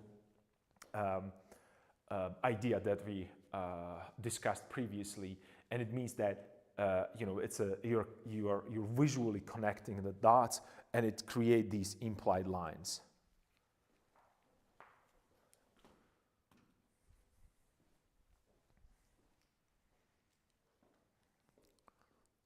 Okay, right now what I have to do is to actually turn it upside down, because that's going to show me exactly where I'm wrong with that wheel, where I'm wrong with that symmetry, and so on and so forth. And it also shows me where are my mistakes when it comes to composition. You remember I talked about this in length, and if you want to check it out, there is a bunch of videos on YouTube that, or VODs actually, that I, from all of the streams. Okay, so how does it look right now? Okay, maybe too boring, maybe too, Yeah, this is what I was afraid of. That exactly that the idea that I have all these like brushstrokes and abstract things that kind of create the feeling uh, um, of a grass and of an environment, and then I have rendered and painted in a wheel that looks not necessarily out of place, but it looks that it was kind of add to this painting out of, like let's put something there because we need to have something there. And you know that I kind of, I'm being annoyed by these things a lot. Annoyed is not probably the right word. I'm just, this is something that, and it happens to me specifically with ellipses or man-made objects, that since there is, it's not a live form, it's not moving. It's just it requires. I don't even know how to say it. It's a weird thing. It's just in my brain for some reason. I don't know. It almost looks like my brain, since it's just a kind of a analytical thing. It's ellipse. It's mathematical thing, right, or geometrical. So we know the exact shape. So there should be no problem with that at all, to painting it exactly. What I'm actually trying to do, interestingly enough, what I'm trying to do is to paint an ellipse not in a mathematical way. And it seems it's not working. Not it seems, it does not work. It doesn't work. Yet.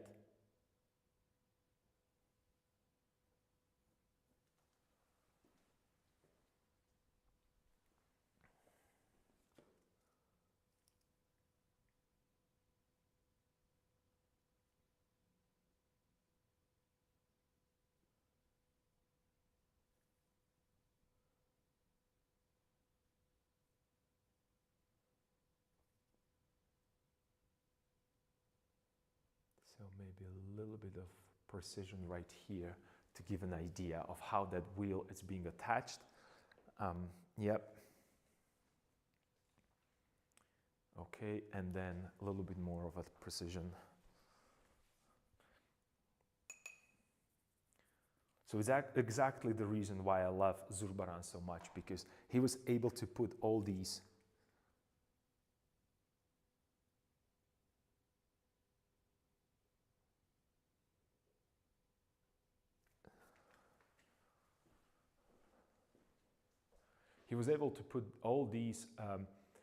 man-made objects into his paintings, but they look alive. I don't even know how to say that. It's really difficult. You have to see his paintings live, or in person rather. It's just such a pleasure to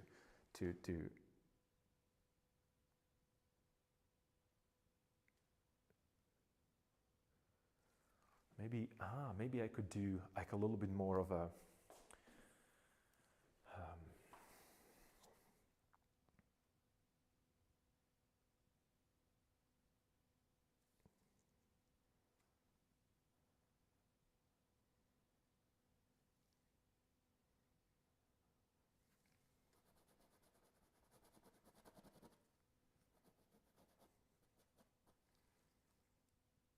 like a different shape. Maybe I could create a different shape, slightly different shape.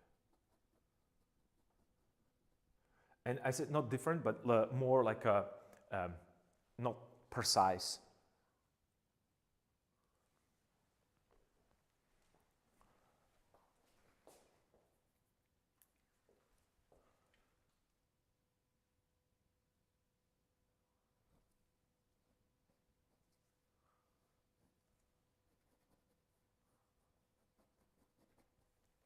Okay, pushed it this way. I don't understand how Rembrandt and other Dutch Golden Age painters at Rijksmuseum do such details like this. I'm working on this relatively small size compared to you, and I'm trying to add detail of those houses. I'm using a palette knife as my stabilizing tool, but the patience, it's driving me nuts. Zurbaran. Just make sure my subtitles understood you're right. Let me double check his name, and so I don't give you wrong information. So it should be, just a sec.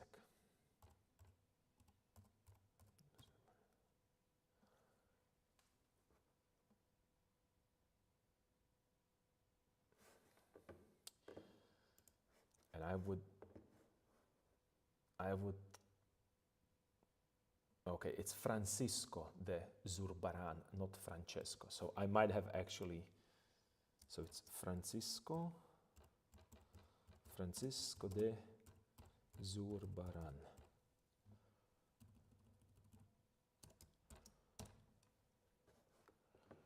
This is the guy that I'm talking about. I mean, his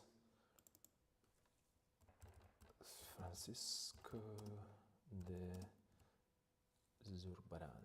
He's a Spanish painter, very famous one, I think. Well, it's famous for me, but I mean, his still lifes are just probably one of the most beautiful things I've seen in life. And they are so,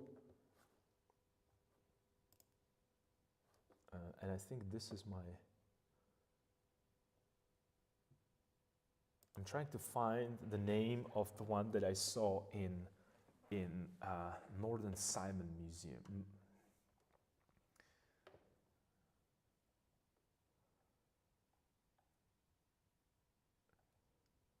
Because there is a very similar one to what I saw in Madrid, in Prada Museum, and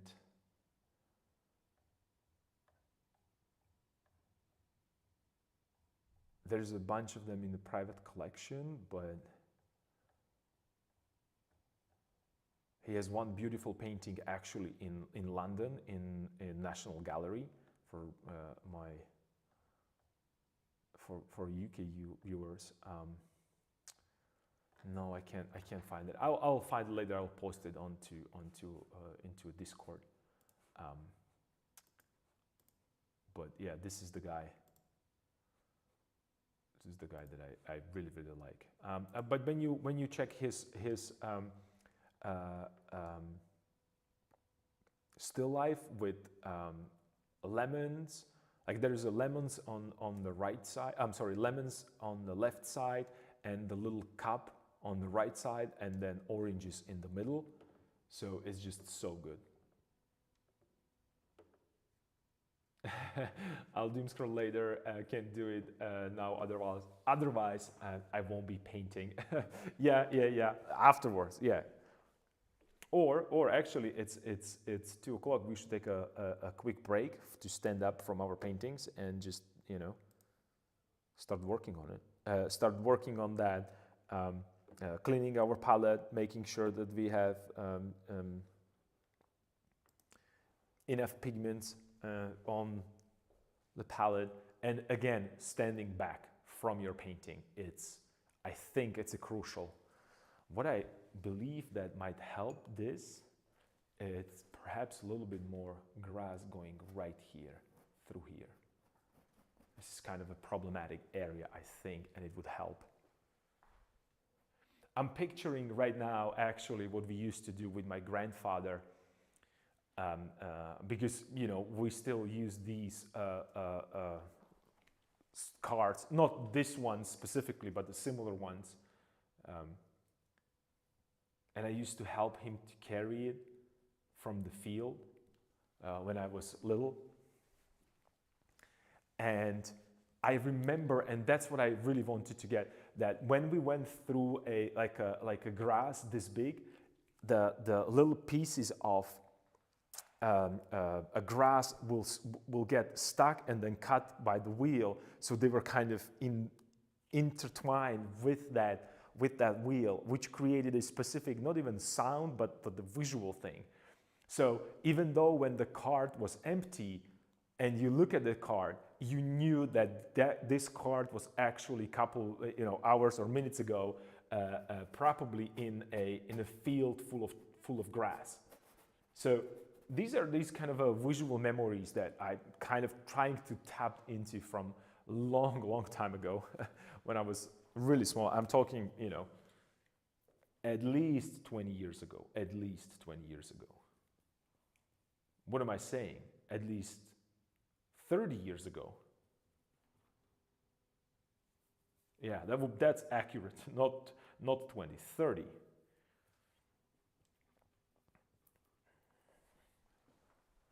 So,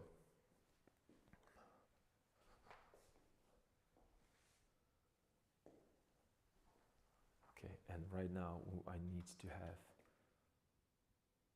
better understanding of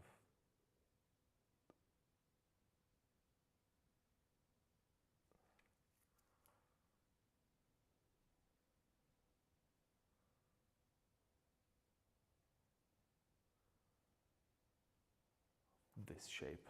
Okay, so one line. Okay, all right. I was really trying to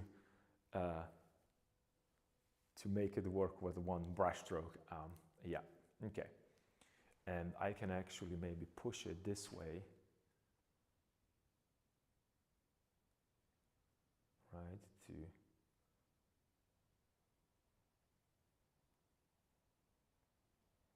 make sure. And right now it's one continuous line, but that's okay. I'm really searching for the appropriate ellipse that will actually work with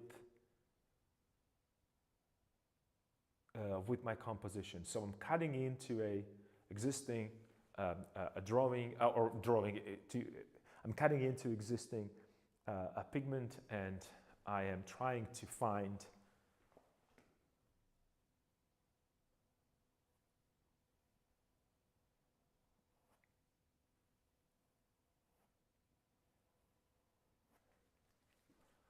symmetry, and also what I'm trying to find is that kind of a feel that it was just the brush stroke and that's it. So there was no labor there whatsoever. And maybe here I should go a little bit more red because I have green green grass there, so I can switch to a slightly redder or reddish wood, not because the wood is red, but because it gives me that contrast with the green. So you're going to kind of read it as a, so it's not going to blend together that much, okay? And then maybe I could push it even here a little bit. But this is as a, I wouldn't call this, like a final render. This is just a color map, if you wish, or color ramp, color map, if you wish, of, or like a gradation, rather, of a pigment.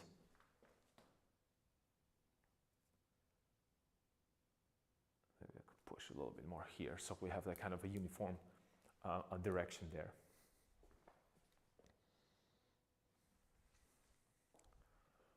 Okay, and I have a feeling that I probably pushed it here a little too much.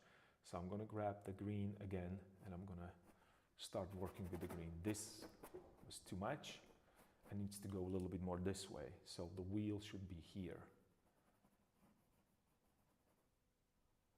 A little bit more here. Because it started to slope this direction, and it almost felt like the wheel should be this way, the ellipse, and then we feel that it's just, it's kind of under the angle. Even right now, it looks slightly that it's under the angle. So, and the reason is because I'm cutting in here with the green grass, so I have to give myself and the viewer as well more information about where the wheel is. So it should go a little bit more this way. It should go a little bit more that way.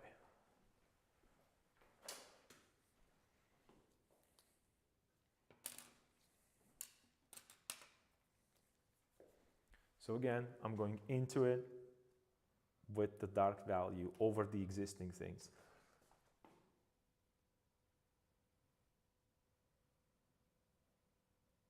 It needs to go here and out this way. Cool, but that's then, you know, if I'm adjusting with the ellipse, if I'm adjusting one side, and when I said adjusting, I mean if I'm repainting the position of one side of the wheel, that means that this one has to go in this direction as well. It starts here because it's symmetrical in terms of width.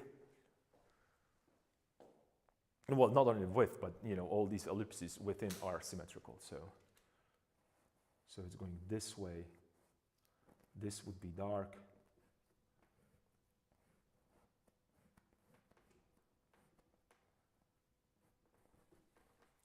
This would be dark area right there. Yeah, better. Because I cut in this, or actually, you know, you can't see it.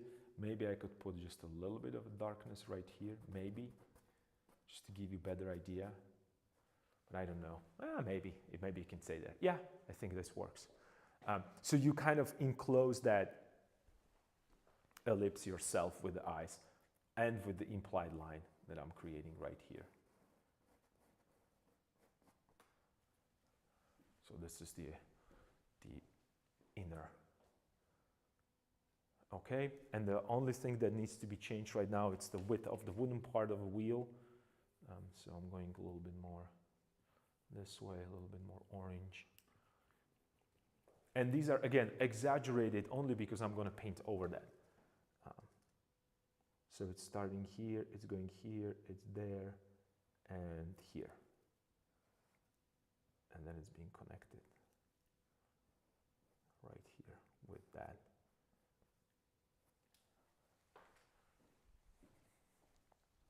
Yep.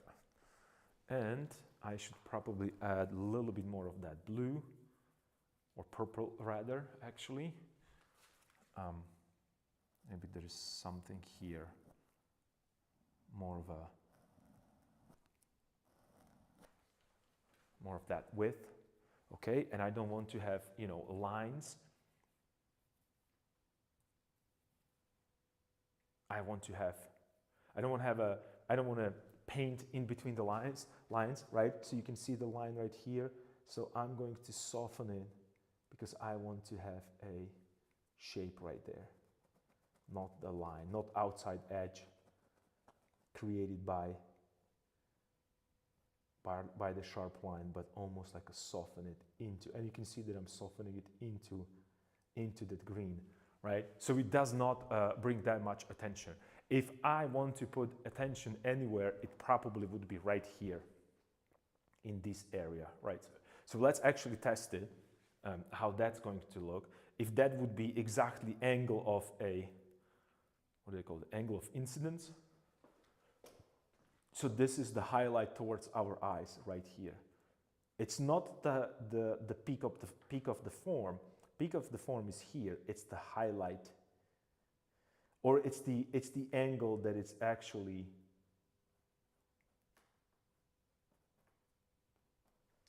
reflecting into our eyes. But I'm not going to put it down there as like you know, like. What would be the proper word? Like, I'm not going to overdo it. It's not going to be straight white there. It's more of a lighter area when it comes to value. It's not even a saturated, right? I desaturated it and made it lighter. So it creates the form of the wheel. Three-dimensional form, I'm sorry.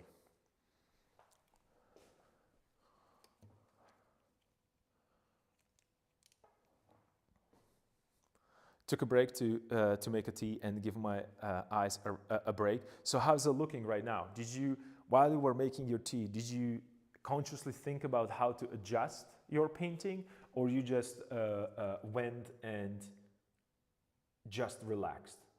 Both ways are correct. So there's no right and wrong answer. Both are just another ways to go about the problem. Since I cannot turn off my brain, it's difficult for me to actually just go to grab a tea and not think about what I'm going to do with this abomination of a painting, right? So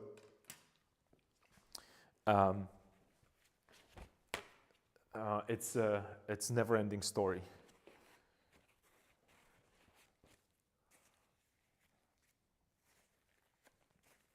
But this is very important, and you know, if hear me out with this. If I were here alone and the stream wouldn't be on, I wouldn't procrastinate, but I would avoid this, to painting this in. And I'm learning from my own mistakes, and I know for sure, for certain, that there is a problem with, there will be a problem later on, same as, I waited for too long to adjust certain things as the backgrounds and so on and so forth on the previous panel. And right now, this is a good example of that. I don't want to waste time, not necessarily waste time. I don't want to neglect that.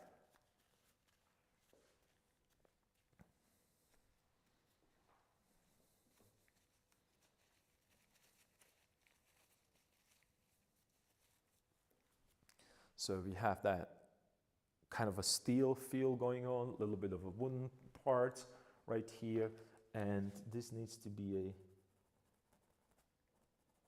incorporated. So I'm kind of what I'm doing, I'm lightly tapping over it only because I want to get rid of the hard edges. I want the smooth, soft transitions all over this painting. So everything is getting smoothed out.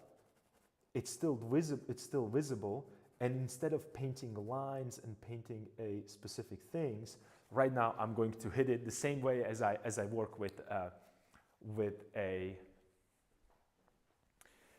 the grass, right? So I'm softening everything, incorporating it into each other, and then perhaps here I could have a little bit more of that green. This is slightly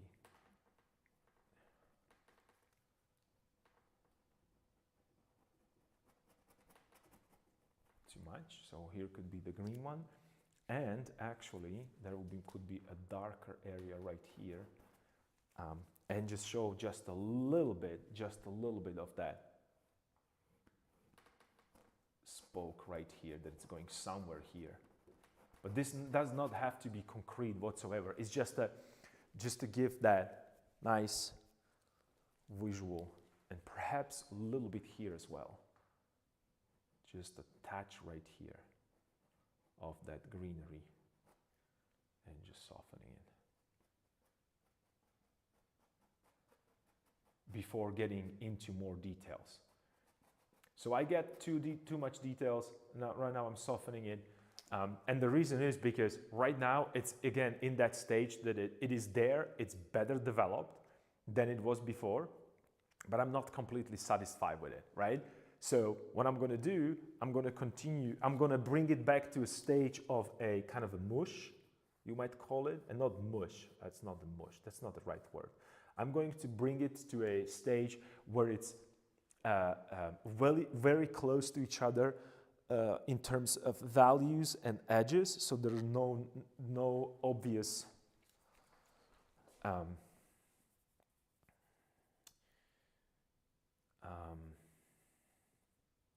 no obvious transitions. And right now I can decide, okay, I need something darker, let's say here, because that would be the area where sun cannot get ever in, because it's underneath. So this is going to be kind of a darker, and it slowly starting to,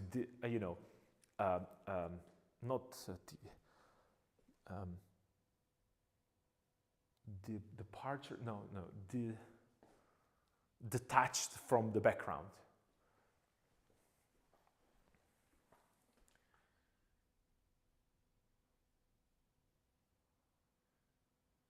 So that would be like a darkest area right here. And since I went through that with the green, it also giving me a little bit of a greenish reflection there, which is awesome because that's what would be happening, right? So then you can start even go a little bit more into that reflected light. It's not, I don't think it's necessary, but that's what gives a little bit more life to it, I think. And then I can actually put a little bit more of a lighter value, like a brush stroke right here. And then maybe just a suggestion here, a little bit more here, right? And that's it. So it is there, but it isn't. It's part of it, it might not be. And the same thing I can do right here. So I can make maybe like a line right here, because I'm thinking that the inserts, or the place where the wheel is insert, it's square, and then it kind of thins out, it rounds, and then again get squared in the back. It gives it, I think what was happening here with these, again, and I'm not a professional, I guess carpenter would be the word, but what happened is it gives it,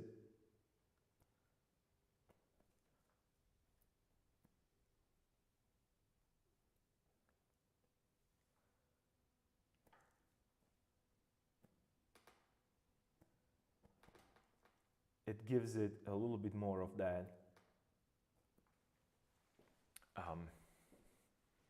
a real-like feeling, natural rather. That's the word that I was looking for. I'm sorry. I'm too consumed by that. But you can see this area right here, right? For instance, it looks too much right now, but that's okay. I know that the pigment is going to kind of mix and do its own thing. So tomorrow, or day after tomorrow, I will revisit this section. But you can see that there is a shadow and darkness all the way here, and then just a sliver of the light. But by seeing these spokes, you kind of finish the thought. Instead of me painting it, your brain is going to automatically connect these dots together, because that's how the brain works. Fortunately or unfortunately, I don't know what would be the right way to say it.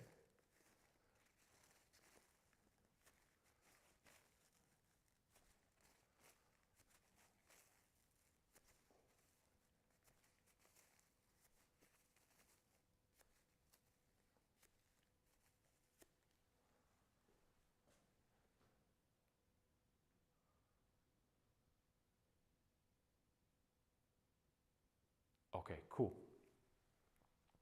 Another thing is that maybe, since I have this in front of this and it's going down, maybe this should go higher up from here, perhaps. Maybe this should go higher up here. Let's test it. So I'm gonna grab a little bit more of that yellow pigment, maybe a little bit of red to get it shine. Again, loading my brush because I have a lot of pigment on the canvas already, so I'm giving it a good old brush strokes right here, because it's being lit by a sunlight all the way here.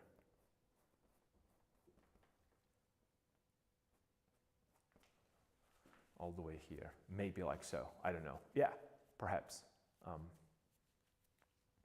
Cool. And then might be like a little bit of like I need a cooler yellow than the yellow ochre. So this is where I step into a cadmium lemon territory. Did I hit the camera with my head? Of course I did.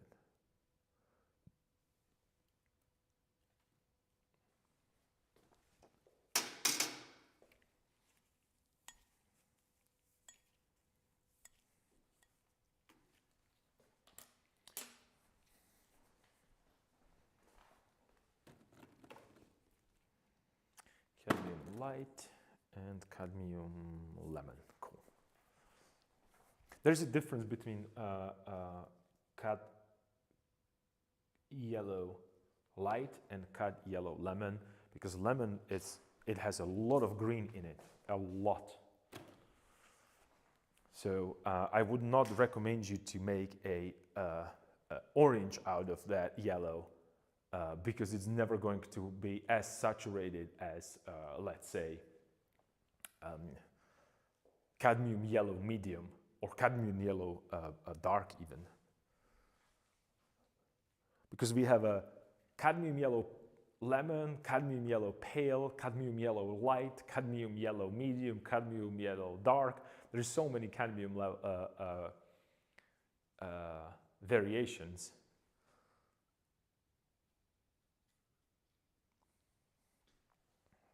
Okay. So, yeah. So this is going to completely change that. Oh, okay, see? So the saturation, suddenly this is crazy. Let's test it. Let's put it there just to see, just to show you what I mean by contrast. Like that is there are things happening right here, right now with a contrast. All right, so I threw that pigment there because I'm looking for texture and the shape right now.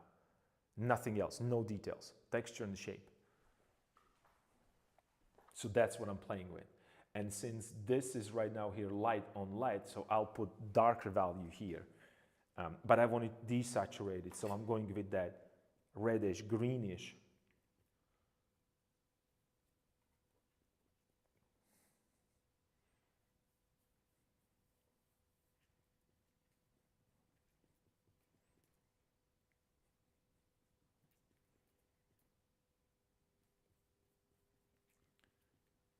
Pigment there, and more maybe. I don't know if this is going to work, but let's see. I have a lot of pigment on there.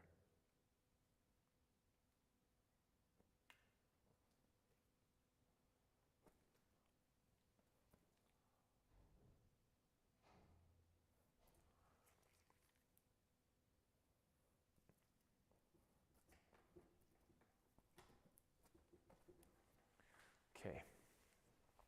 Cool. So we have clear distinction. Maybe it should be bigger. I don't know. Maybe it should really be all the way here, over that wheel. Maybe. Let's see. Let's see what happens if I add that yellow right here.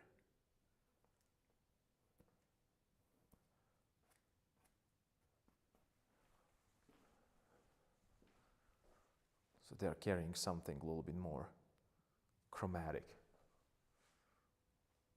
which actually could bleed into the reflection, could bleed into that arm actually, a little bit. So I'm going to push it there.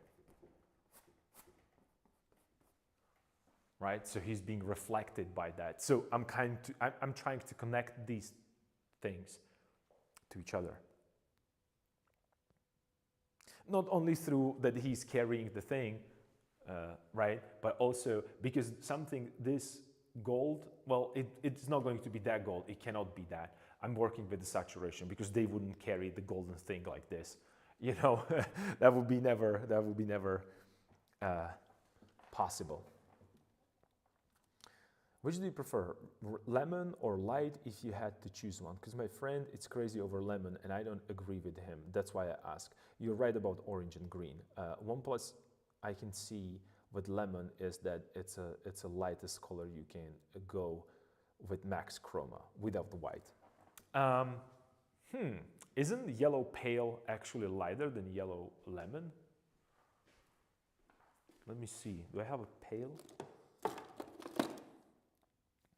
This is cadmium lemon, different brand. So let's do an experiment. So like how these are. So right now, as I'm looking at this,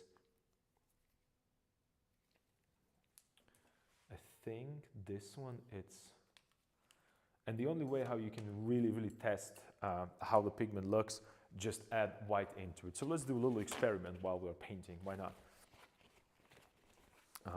So let's see. I'm going to add a pure white into this mixture.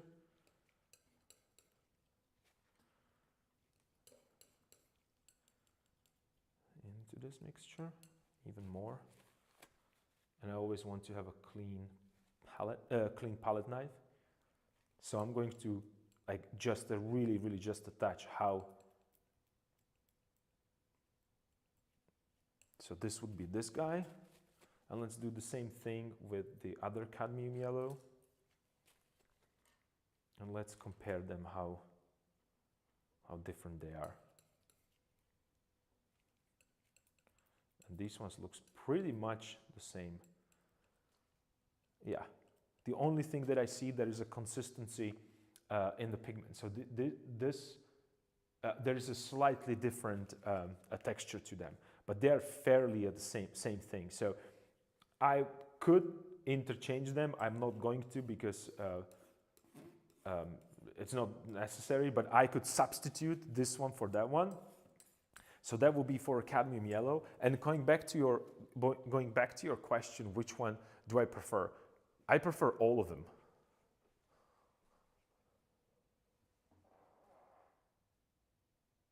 Now lemon is lighter. Okay. Okay, so if a lemon is lighter, that's okay. I wasn't sure because I know that it's a lemon, it's a pale, it's light, and so on and so forth. So actually, cad red light. So this is what my understanding of using. I have deep here. I have medium. Okay, so we can actually put all of them there. And I have light. Okay, so I have all cadmiums.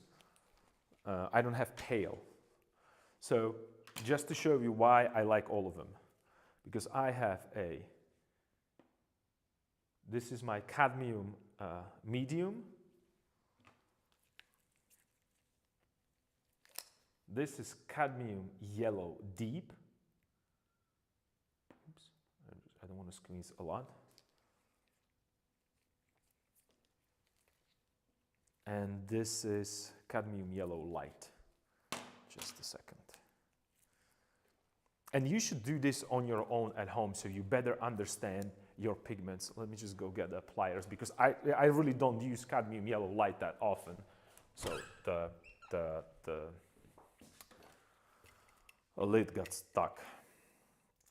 So here in back of my studio, this is the abyss.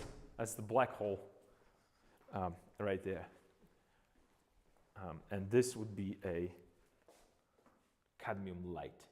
So you can see here why I like to use all of them for the specific reasons, right? And here's the logic that I apply to this. So we talked about a color wheel multiple times. And right now I have 4 yellows, but they are not yellows. Let me rephrase that, that just sounds stupid. So I have 4 different yellows. It's a cadmium lemon, cadmium light, cadmium medium, and cadmium deep. And here's the thing. As I go from lemon to deep, this is way more orange than actual yellow, and this is way more green than actual yellow, right? So what does this mean in terms of painting? If I want to get a high chroma green pigment, I wouldn't mix it with a cadmium orange because cadmium lemon, it's closer to a green, so it already has greenish hue in the yellow base. Whereas cadmium yellow deep has more red. So I would get cadmium cadmium yellow deep if I want to punch the saturation to my reds. So that's how I would think about this. This is the idea of um, um, I don't want to say that if it's a proper or not proper mixing. I'm not really so confident because there is many different ways how to mix pigments. But this is a kind of a impressionistic approach to this, or you might even think that this is a Munsell together with impressionism mixed and Frankenstein together, as I like to do. And this shows you that I don't really have a preference. I can't really say, oh, use only this brand, this pigment, this volume for this much money. It doesn't work that way. Since we have that many pigments and we can vary them, that's what created such a beautiful impressionistic paintings, because they actually understood this. Also in 16th century or even 14th century, they didn't have a pigment strong enough to do this, right? That the idea was the same, that if because you can do cadmium deep for yourself if you take, let's say, probably cadmium. I would probably use a cadmium light. It seems to me that it's the most neutral, I guess, from them all. So if you think that you need that one, you use that one. But my idea is that I prefer, from all of these, I prefer to use cadmium lemon because I have a yellow ochre that kind of eliminates these. Because yellow ochre, it's a warmer yellow, right? So there. That would be my approach. If you don't use yellow ochre and you use a different pigment, let's say something a little bit more orangey, gold ochre, then you might need something different counterpart for it, right?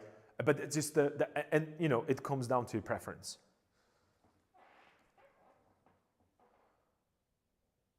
That's why I have them all. It depends on the situation and the mix. Yes. And you're gonna get, these pigments are always going to get a preferential treatment. Depends on the painters, not because one is better than the other. It's because my aesthetics are leaning more towards this and that versus yours, right? That's the only difference. That's the only difference there.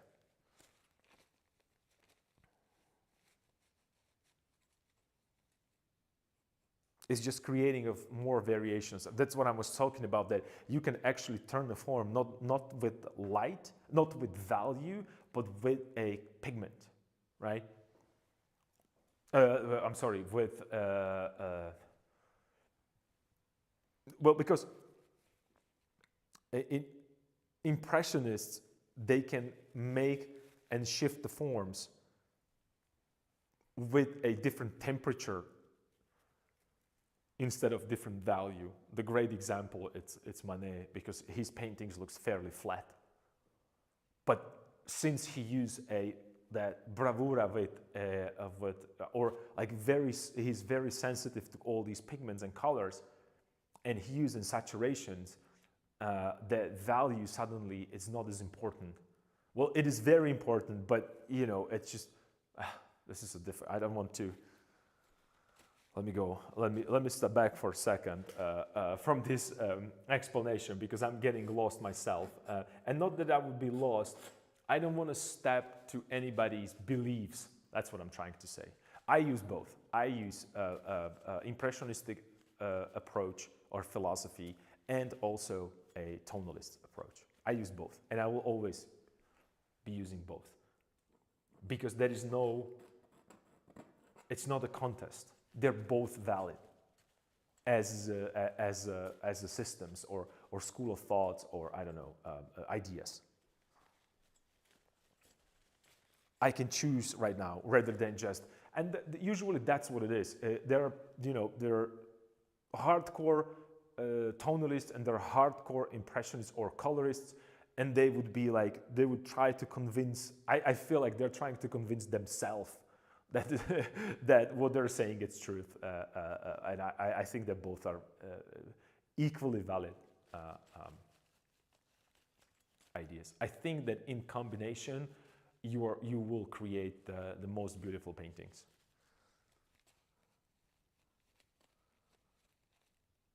But they have to be combined.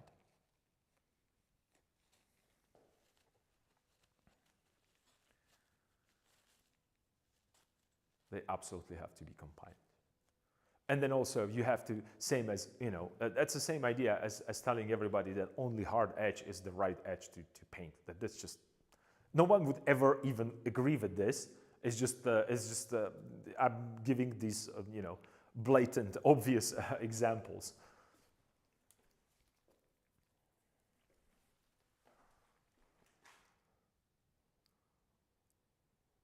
So for me, if someone tells me that you have to do this and this recipe, it's immediately, for me, it's a red flag about, well,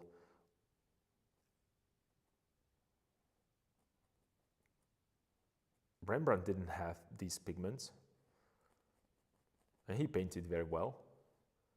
So why are you telling me that this is the only way how to paint? I know it ain't.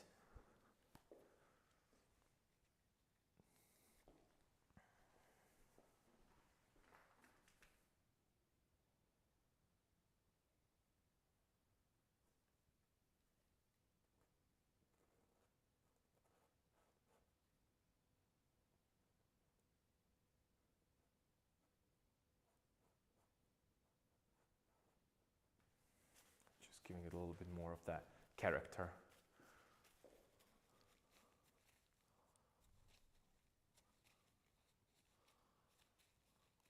Okay, I think that for the wheel right now, that's enough. Well, actually, I should probably work on that middle section a little bit more. I don't know if it's necessary. Let me see what I have here.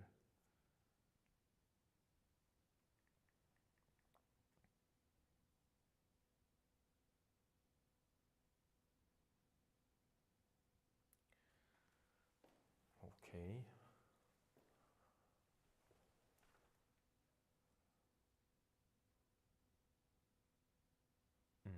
Okay, so I could actually introduce a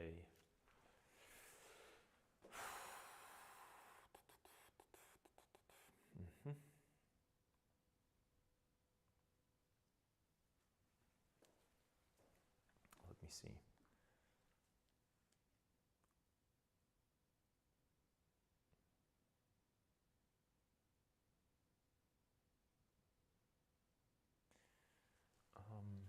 This could go actually slightly dark right here.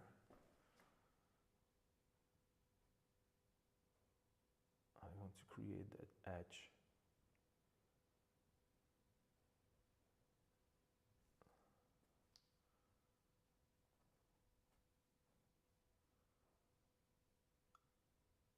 I'm thinking about the perspective, like what would be the orientation of this, because I don't have that.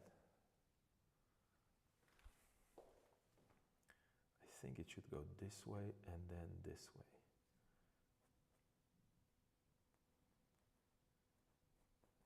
Okay, so this would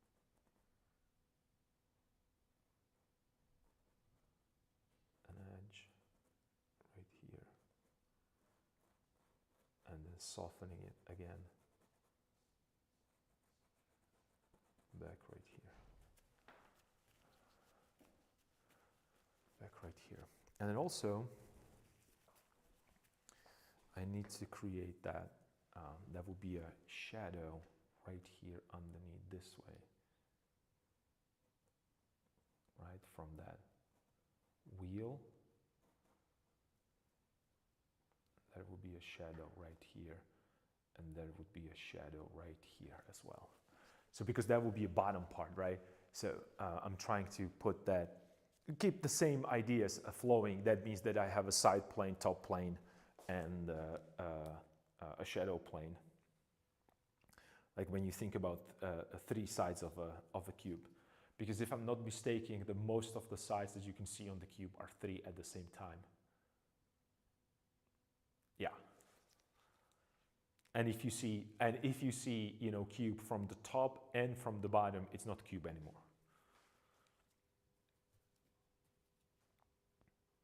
Did I say it correctly? You can't see top and the bottom of a cube at the same time. Yeah.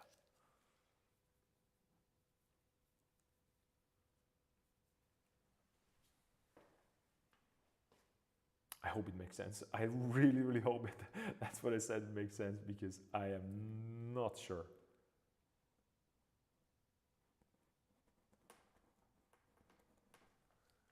Okay, so we have this. Maybe this could go a little bit more this way. And right now I'm going to place, again, no specific things, but just to put a little bit of that saturation right here. And then soften it just a little bit. But I'm trying to keep that shape in mind, right? The circular shape, right? So I'm slowly developing and expanding outside.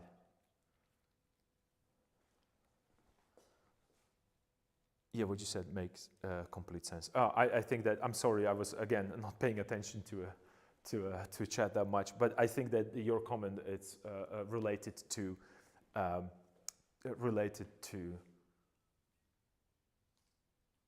the discussion about lemons, yeah, about lemons, but about a cadmium lemon.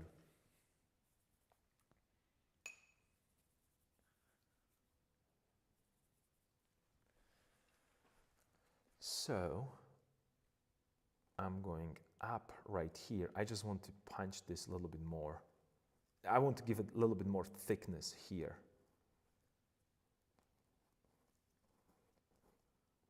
Right, so as it goes this way. Okay, yeah, way better. I think that's, and it's, see, I add a little bit there, I move a little bit this, and it's just slowly trying to get a little bit more of the, out of that wheel. But remember, more than I'm pushing this, I will have to push this, then I will have to push face, and then, you know, rest follows. Rest follows. Yeah, it was about the lemons. Yeah, I'm pretty sure it was if life hands you lemons, made lemonade out of it. So that's what we did.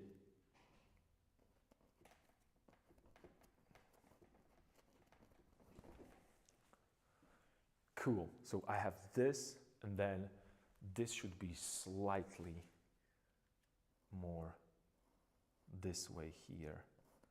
Yep. Maybe even darker. This one could be darker because there's no that much light going on there. Yeah. So we're going from a, well, this is what is in my mind, is that we're going from more detail, more saturation, to just the silhouette and dark shapes. Maybe just a little bit of here. So I have a better feeling of that. Maybe a little bit here. Here. Just the suggestions, right? To show that, oh, there are more spokes going out of there as it disappears into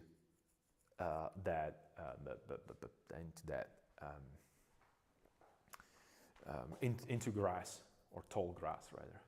And then I wish I could push a little bit of a shadow right here underneath as it connects,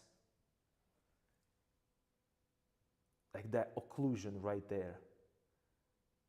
And also here it could be a little bit a side of that steel, but not everywhere. Let's just maybe disconnect it somewhere, right? Because if I again do another, and that's what's going to happen here as well. When I'm going to continue, I need to, well, let's do a break. So that will be a break right here,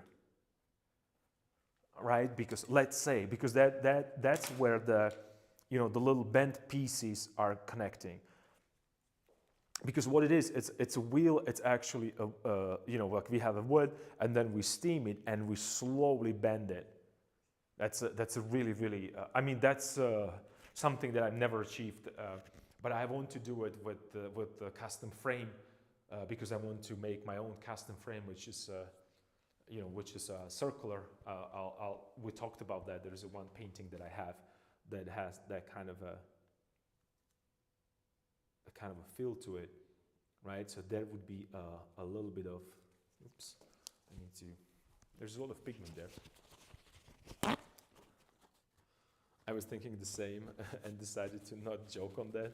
I gave out enough bad jokes anyway. Come on, there are no bad jokes. There's joke is a joke. It's fine. It's all good. It's all good. I really like when the life hands you. What's happening with my microphone today? I think I'm moving too much and painting too little. So again, for all of you who know what ASMR means, so there was a little ASMR, I guess, with that nylon gloves on the microphone. So it's a painter's ASMR. I don't know. That's how we can call it. I hope I'm not going to get banned for that. So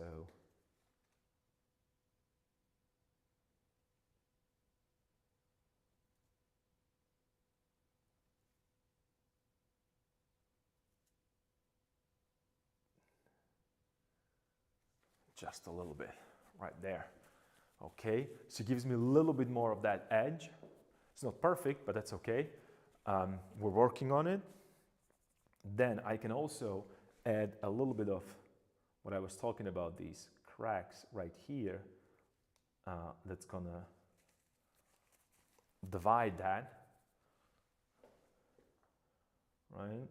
So that's that, and then maybe I can just chip into this. So this doesn't need to be such a straight line. I see these edges are all too much. It would this is funny. Wood would never behave that way. So right now I'm damaging that. So we can even do like this way here and then inside to show, you know what I mean? Like it's going this way. So where it actually is, also from the inside. And that what gives us a little bit more of that three-dimensional feel to it. So it would be here and then it would go this way, perhaps. I don't know, maybe. There is a green already there. Maybe some of these, like random brush strokes, just to break that form.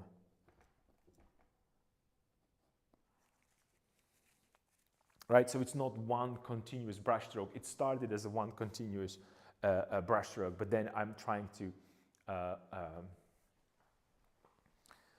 interrupt it because it wouldn't look naturalistic to me.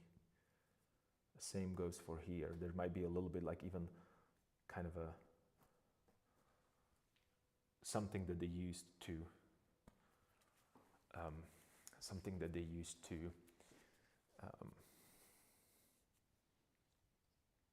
lube that wheel, some kind of dirt, you know, that was caught as they were traveling with this, right? So all these imperfections I want to show there. It's just tapping randomly, and I'm keeping that randomness alive. And the same has to go for that, like this very shiny metal object. So I'm just going to, you know, like a little bit. Just it's like, so it has a little bit of a fuzziness there. Not because it's fuzzy, but because I want to have that edge undefined as a perfect line. Because that's going to take away from that, from the focal point where I want you to look. So right now I have to start pushing the hand and the portrait and get rid of this ugly line that I created there. So that's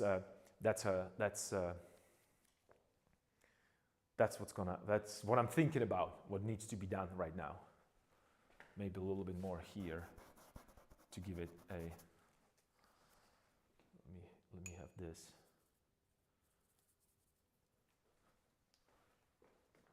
So I'll put a little bit of darker value here around the hand maybe. I'm trying to show that three-dimensional thing. That means that it has a light area, it has a form shadow, and it has a reflected light, right? But again, these are, I'm trying to keep this as light and as airy as possible, right? So it's not that much of information there because those are not important parts. You would never even, well, and actually, speaking of that, the fact that I couldn't even recall that wheel structure from the memory, it's kind of a signal towards the, oh, I have never been paying attention to this enough, right? So why would I describe it fully as a you know, like a perfect object? So I rendered it to a photographic, almost like a photographic representation. It makes no sense because we don't even pay attention to these things. So it does not need to be described. I don't know how many people can recall a wooden wheel from the memory. I don't think that that's that many of them. So with ellipses, another thing is that I'm going to look and I'm going to turn it 90 degrees all the time. And the reason is because I want to make sure that ellipse, it's elliptical from, you know, like a 0, 90, 180, and then 270 and 360. And from ellipse, everything can change, but ellipse has to stay ellipse no matter which angle you are rotating it. So it's it's another way to check your stuff. And then, well, I love this as these pigments are kind of overlapping each other, and it's a really soft edge, which creates that almost vibe of it feels alive. That it's moving, right?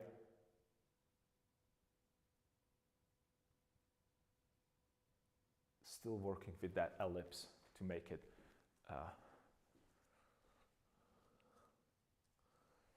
work. And I think that I'm very close on,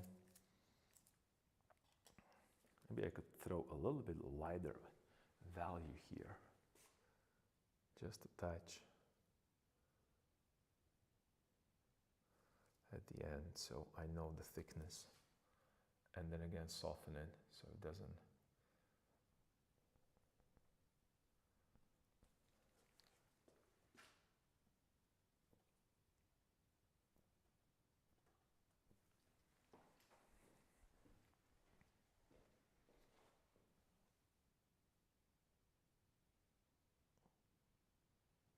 Okay, so for now, I think that there's enough of a wheel. I can, you know, I will go and continue with that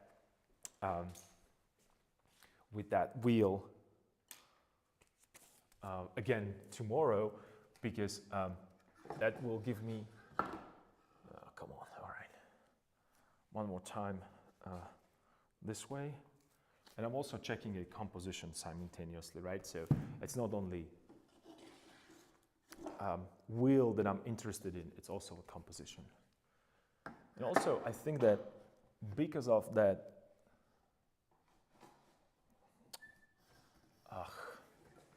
this is so annoying. This is so annoying.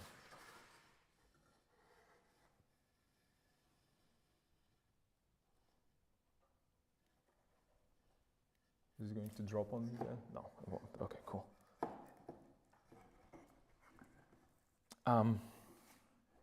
Got it. All right, composition check. Yeah, it's going to work. Cool. But I need a little bit more angular brush strokes there, but that's cool. I can, okay, I see. That's going to be, again, later on down the line. So this is going to work its magic. till tomorrow, hopefully. And then I can come and again assess this in the studio first in the morning, and then start placing the light on top of it even more if I need to. But you can see right now how that wheel is pushing everything forward, and everything it's asking to be developed a little bit more because of that.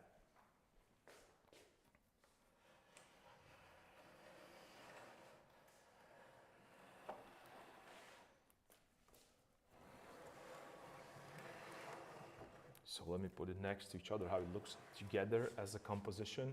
And you know, I can even tell, not I can even tell, I'm pretty sure even for myself, it's not gonna look like it moved that much. But if you go back and forth in the stream, when you're gonna check, if you want to check the videos,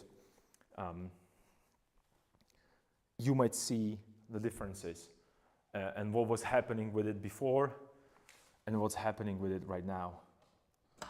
Has to go one more lower, and I have to actually make the, okay, I can actually put it this way for now.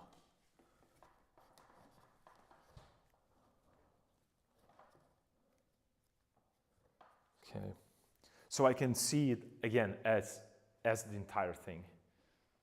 Okay, yeah, that's exactly what I was talking about when I said that right now, since I put that much attention to wheel, right? Suddenly this doesn't work, this doesn't work, this object doesn't work, the book doesn't work, the pole and the crest and this doesn't work, just because of that wheel, right?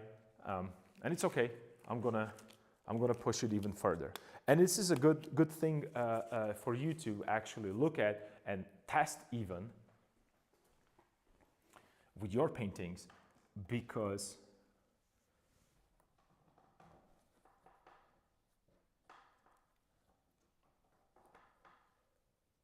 you might not be able to see this. You remember I mentioned with my painting that this looks like it's a finished, but it isn't, because other parts of the paintings are completely just, you know, suggested. You can perhaps keep it in this stage. It's not a problem if that's your choice, but I don't think that this is enough for me in terms of, let me actually move it slightly, the palette, and move the camera a little bit more so you can see it as a whole thing. And let me push this out of the way so it doesn't intervene with the fact that you can see it as a whole thing, right? So this is what I have here now. Okay, the palette needs to go slightly smaller again. Let me push it this way. This is where you can live palette. There. Okay, so I'm looking at that and I can immediately see problems with the wheel, but that's okay. I'm going to be working on it. And maybe it's because it's on the camera, because I'm looking right now on, I'm seeing the same thing that you see. I'm right here on the next to computer.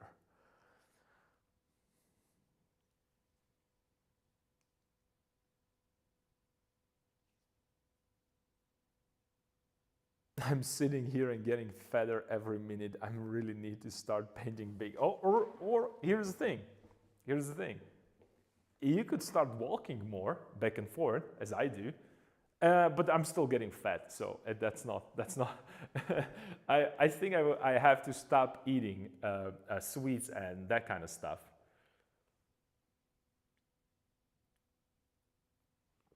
Because that's probably what the problem is.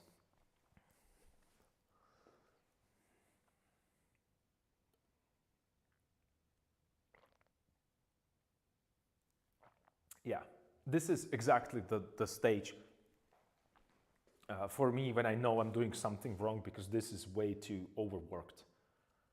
It needs to be lesser, but that's perfect because it's going to be there. It serves its purpose right now. It's going to push me to develop other parts of this painting a little bit more.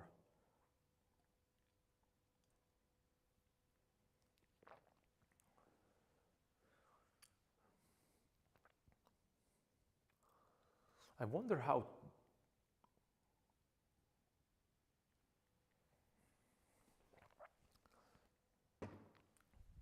how long it is in total, that painting. Actually, I haven't checked it. Where's my tape measure? Something I'm thinking right now, because since I have to, and that's another thing, since I have to repaint it or do a new painting, because I can't carry it, I would like to know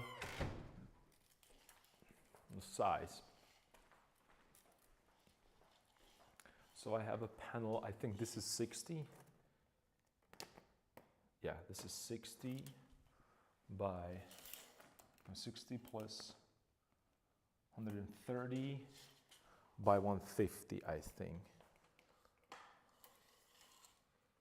Yeah, 150 plus 130 plus 60, so we have a 340.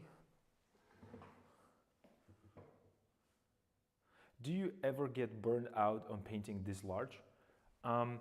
What do you mean burnout? That I don't want to paint anymore, or I'll get tired just painting it? Well, okay, let me rephrase that because it didn't make sense. When you say burnout, you mean that I don't want to paint this particular painting, or you mean that I'm getting tired of painting large scale?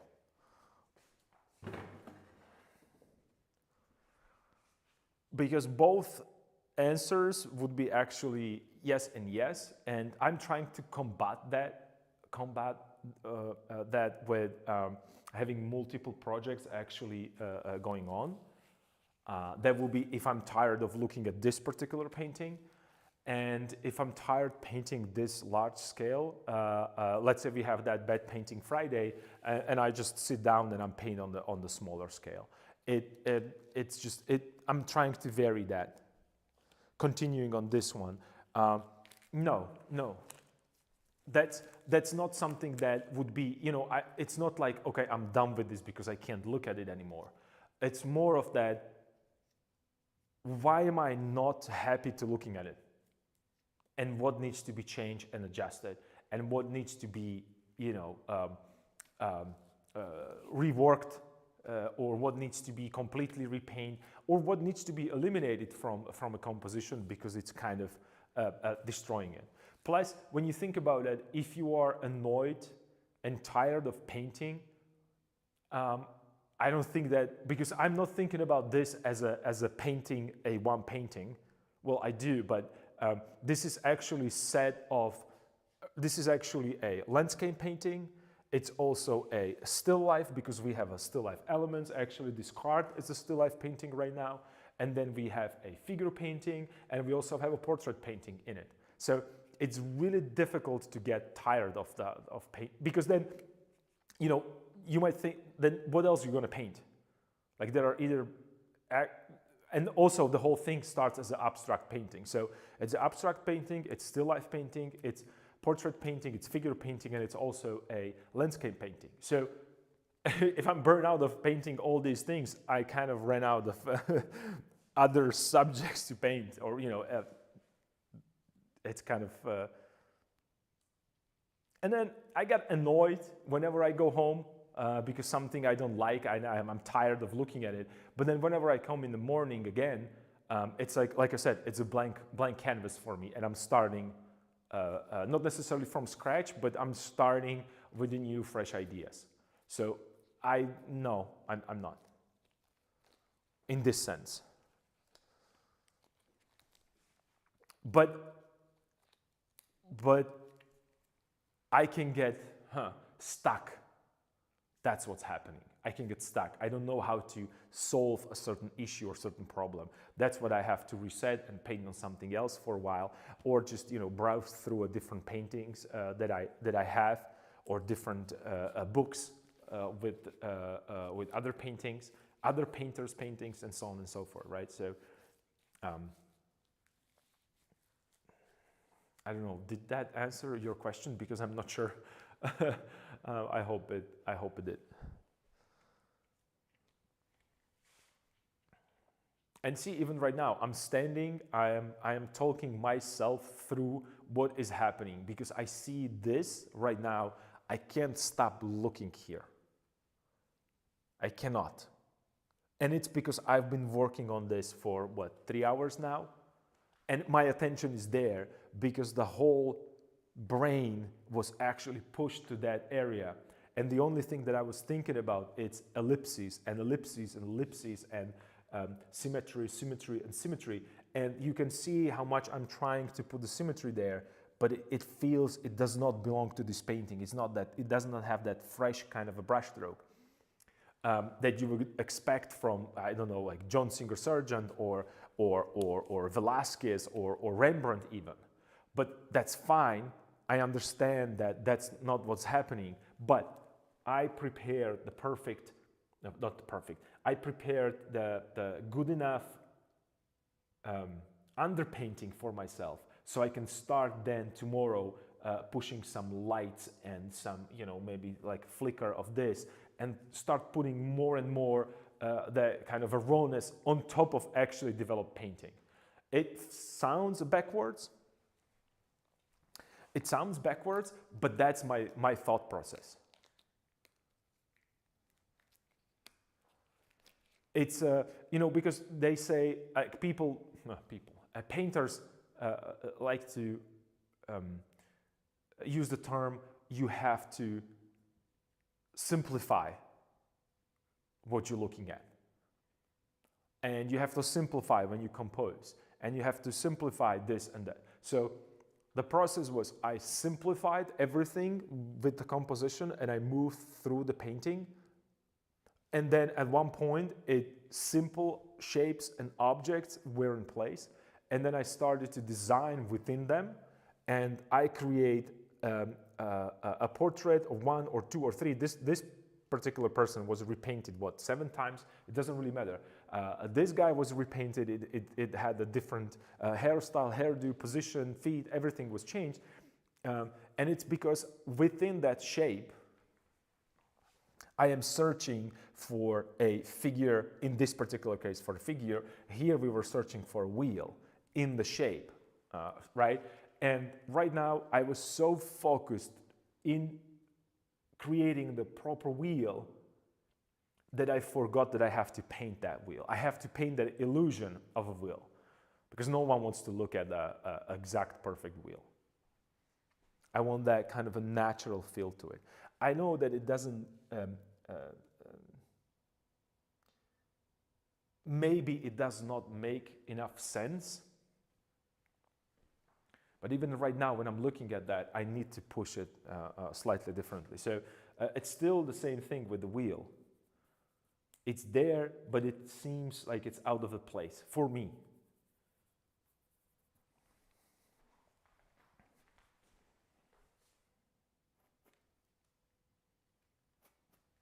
I need more green kind of a feel to it.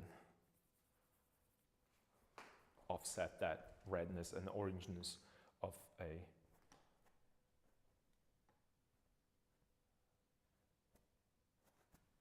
maybe this can even go into, yeah, way better. So I'm trying to right now, and this is where I would start just having fun with the brush on top of this. So I created that direction, I created that kind of a flow that I wanted to. I destroyed it because I painted in, and right now I'm gonna bring it back. So I'm just gonna start having fun with it and throwing brush strokes all over the place. So I will, but ideally I want to wait till tomorrow because the pigment is not going to slide on the canvas, it's going to get sticky. So when I'll go with the brush over it, I'm not going to drag existing paint with it. Right? So that's why I'm done with the wheel right now, because as a wheel shape, it works. You wouldn't mistake this for a, I don't know, for the portrait, that's for sure. But it's not exactly where I want it to have. Also, I think that I have to add a thickness right here, because right now this looks like a sheet of paper, not as a wood, because wood has a thickness, right? So what I mean by that is, again, I need something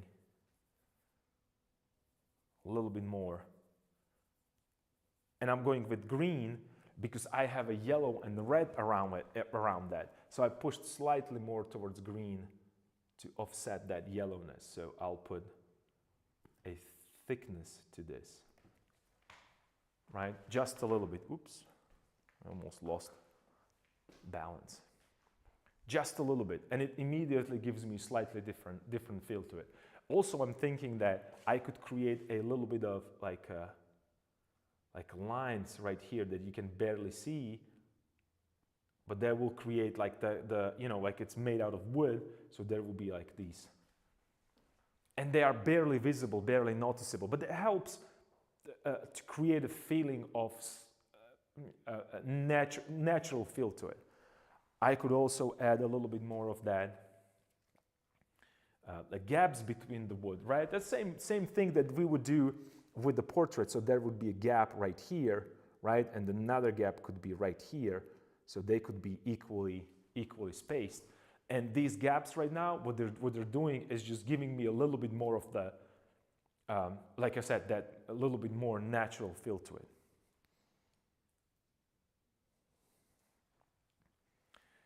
Next thing that I should probably look at is how am I going to incorporate this guy right into this? All right, because suddenly, because of that card, suddenly he is not as important as he used to be with the composition.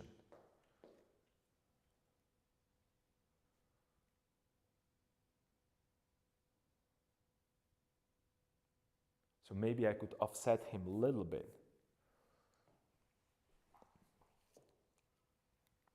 Right, to make him a little bit more different pose, give him a different pose. And I started with that because I suggested that he might be actually holding a pole in the hand, because there is the only one pole that I have right now, and I want to have more of these poles that they're carrying with them. Like walking sticks rather, actually, than poles. Because he's holding a pole, I want them to carry a walking sticks. And I think it will help, maybe even, and I'm looking at this right now, maybe even if I just maybe offset it this way. I don't know, maybe it should go this way. I have no idea. It could be working.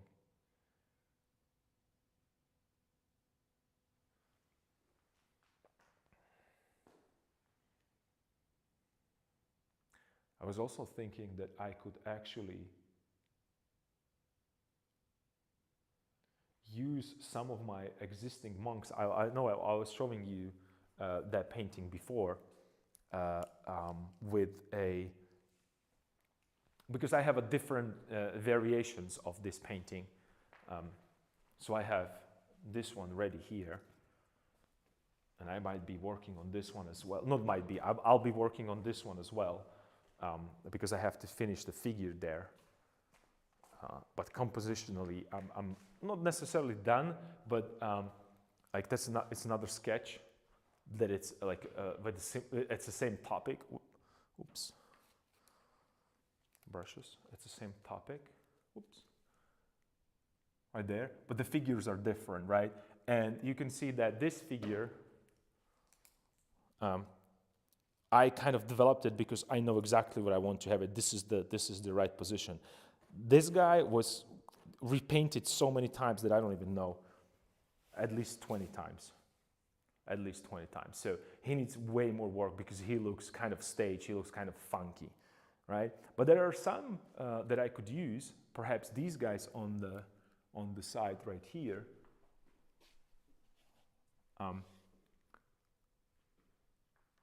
These guys, I could use them or their, rather their, I could show it this way, I guess, yeah. I'm sorry, it's going to be upside down, but it doesn't really matter. I could use these guys as my reference. I already, I have a different position for them. They are painted in a certain way. This guy is holding a pole that I'm talking about that I need. I guess you see like a glare, right? So because you can see again, I was working with the outside shape. This is very important for me. That silhouette. and how it works. And it has kind of it might have too much of a repetition. So since I know that it has too much of a repetition, I will be repainting these. And I like this figure and I like this figure, so I could actually borrow these two figures and put them there, right? So I have there's not just, it's not as easy as like, oh, I see a nice pose, so I'm going to copy that pose, and that's what's gonna happen. That's what's gonna be enough. It simply won't work.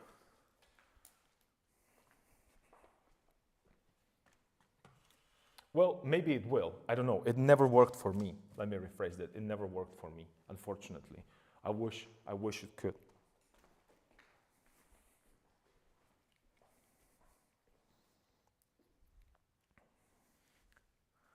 And there is a behind me. It's another painting that I worked on. Maybe I could show you that one as well. Just give me a second. So it's another version of that. It's a different part of their journey. Let me see. Can I? Okay. All right. It worked. All right. So this is another variation of the same idea, right? So, oops. Right here, there's another. I don't know. It's a glaring. So that's another. Oops. Well, you won't be able to see it good because it has a lot of glare, and the reason is because it's painted. It's painted on a very, very smooth surface, so it's picking up more glare, right? So that's another bunch of figures that I have there that I can use and I can work on.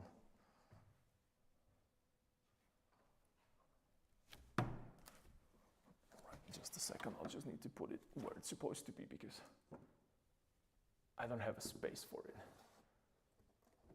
And since I'm using it as a reference as well, it's on the other side of my studio. So when I'm looking on the other side, I see the different paintings. But same kind of same idea, right? Even though I'm not currently working on these paintings, I either have them facing a wall if I absolutely cannot look at them, and if I'm okay, I'll have them so in the corner of my eye I see it, or when I walk through I might find something, or shadow my cast somewhere and find a certain shape, or light. The light can make a streak. You know, like sometimes when you have a paintings, or when you are sitting at home and you are looking at the wall. And the sun is in the correct spot, it's just going to create like some kind of a weird abstract shapes on the wall. So these are the things that I'm looking for, these happy accidents when it comes to composing. So it has also that element of not necessarily surprise, but randomness, which you would find only in nature.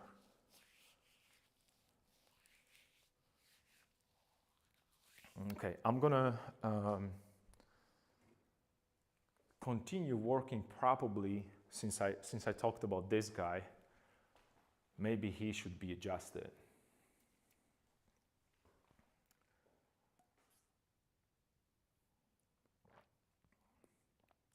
Or I should go and start working on his hand.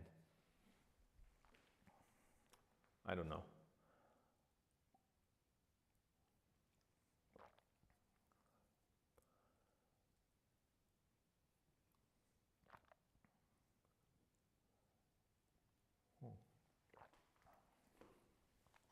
Well, here's what I'm going to do, and this is what I should do as well. You should step back from your painting. You should turn it upside down. You should take that couple of minutes to rest your eyes, to refresh your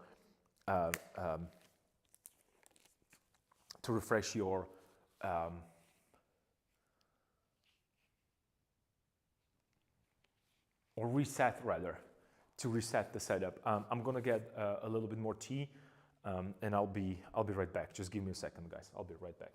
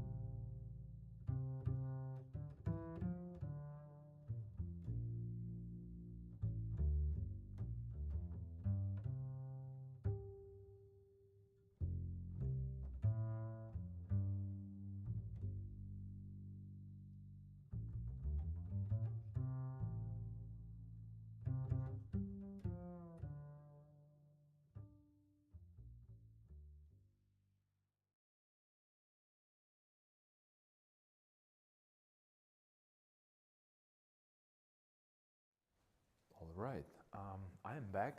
I just, I hope that you guys had a chance to, like I said, refocus, reset, clean the palette if necessary, put the new pigments on, or squeeze more on the palette so you don't work, you don't want to get stuck only, and I'm talking based on my own experience, you don't want to just create these wrong mixtures only because you're trying to substitute the pigment that you don't want to lean and squeeze on the palette. So don't do the same mistakes that I do. I also, again, you could see me going back and forth even when the Be Right Back kind of a whale was on the screen, only because I still can't get, away from from what I'm working on right now. I have a lot of detail there. Probably I should push the hand, and definitely right now the thing that bothers me most is this harsh line right here, and maybe I could put a little bit more detail on that rogue and start finishing up with this side, and slowly move towards the focal point. Also, I want to maybe change the position for this figure, and I think that should be the first order of business for me. For some reason, I feel like that's not enough. This is going to be still hot. Ow. Why am I even touching it? So that's what needs to be probably addressed first. So what would I?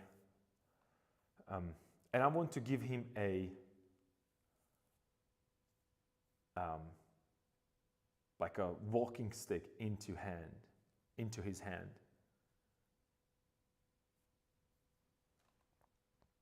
Let me think about this. So it would be a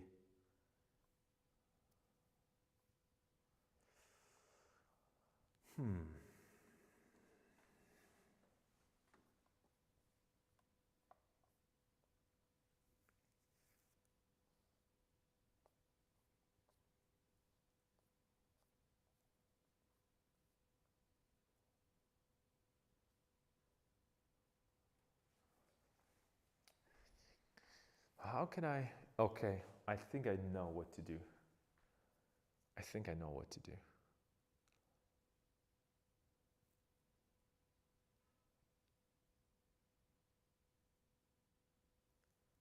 So yeah, let's give him a walking stick, but let's not make it too obvious. And again, these are the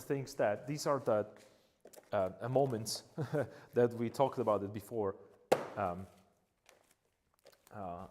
That I talk about with as a response to Ace's question about if I ever get burnout. It's not necessarily burnout. I'm stuck. I don't want to say that I'm getting angry. I'm getting annoyed. That would be probably the best way to describe my feelings. But since I'm in the studio, I have my pigments laid down. I have my a painting in front of me. There is a still sunlight, and I don't feel that I'm tired of painting.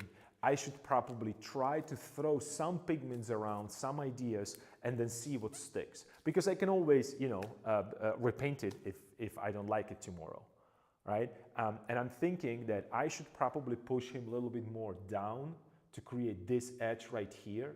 So he's going to be part of that dark area right there. So let me just go immediately do that. But first I need to clean up a little bit that space there because it's full of pigment, right? So I'm just going to scrape it away, right? So I don't have a thick, oh, hello, Token Princess. Good to see you. Hello, hope everybody's well. Yes, everybody, I hope it's well. We're painting, we're struggling here, but we're gonna make some progress for sure. So as I was talking about, I need to do something with that figure right there because right now it does not work. So I'm going to, oops. I'm going to go into my quote unquote happy place where I'm just going to throw the pigments on the canvas based on what I like, not necessarily what reality would offer me. So I'm going to clean my brushes, and when I say clean my brushes, I'm just going to rinse them in a mineral spirits, because I want to start new mixtures. I'm going to still keep these because they're helping me, because that's all what's happening around here, right? So those are going to be my erasers, if you wish, or the ones that I'm going to work with backgrounds and stuff around. And here, the lower part of the palette, if you don't have it and your palette is smaller, I would highly recommend you to clean your palette right now if you haven't done it yet. And you will see the moment you start cleaning your palette and putting new pigments there, you will see that mixtures that you previously had, these mixtures were too dull already, right? Because there's just so much mixing into that and continuing, and it's not necessarily the best way to keep that pigment chromatic, saturated, and so on and so forth. It's always easier to make a desaturated pigment from a saturated, because high saturation or high chroma, it requires you to be very patient and actually pay attention to what's happening with the pigment when you start introducing another pigments into it. So I have this, I wiped it, and then I'm just rinsing it a little bit with the mineral spirits, just so I don't have any, not any, I'm just going to have just a little bit of a residue there. But that's okay, because I'm going to start mixing and loading the brush with the pigment, so it's going to be a really small amount. All right, so I need that darker connection there. So I'm going to go with that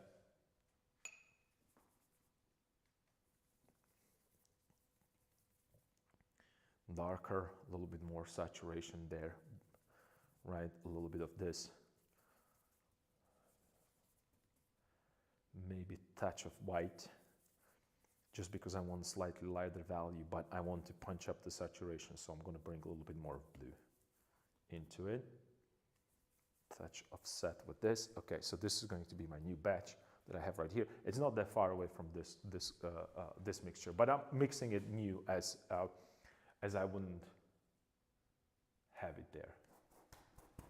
So what I painted before is just going to go away. Why? Because composition is asking for it. Well, that's why. What else do you want me to say? As long as composition is asking for it, that's just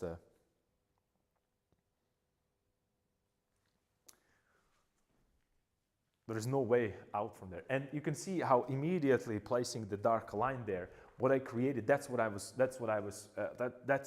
was in my head actually. The idea was that I'm going to have a light value against the dark value, right? So I'll create a little bit of a separation. So instead of him being a lighter, he's going to be darker here, a little more, okay? Which is going to connect him with the background, with this guy, and maybe I can do that, you know, little light green.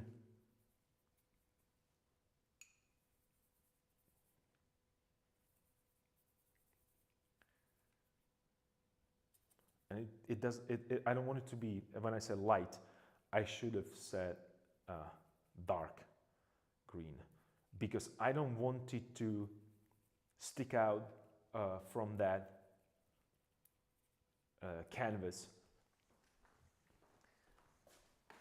too much, but I still want you to know that there is a little bit of a green there, which connects it with the background right here, right? Just a little bit. It's not precise, but just a little bit, but still he's connected with this guy right here. So I'm going to introduce more of that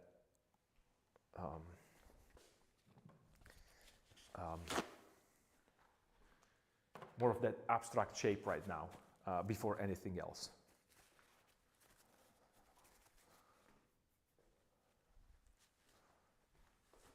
And since I have right now placed that green there, I'm immediately not only painting it darker, but I'm creating a soft edge because it's wet into wet. So I created a soft edge right there.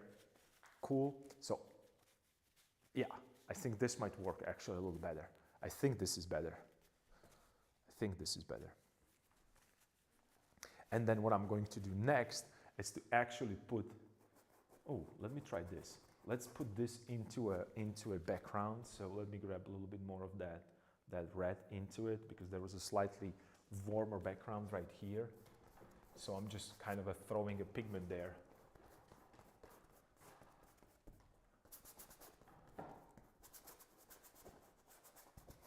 Willy-nilly. Because I'm gonna go, I needed to punch the saturation a little bit more because I'm gonna paint desaturated with the low chroma pigments right now. So that's why. And also, so it's just that it has like it's gonna stick out a little bit from underneath, and you're gonna be like, oh, is it a red? It is not red. From a distance, you won't be able to see any redness there. But as you go closer, you might see it. But this painting is not from observing. As a Rembrandt said, his paintings are not for smelling. So you're not supposed to be here like this, because there's nothing to see here, right? So you're supposed to be all the way back. I think that Rembrandt said that. I hope I'm right on this.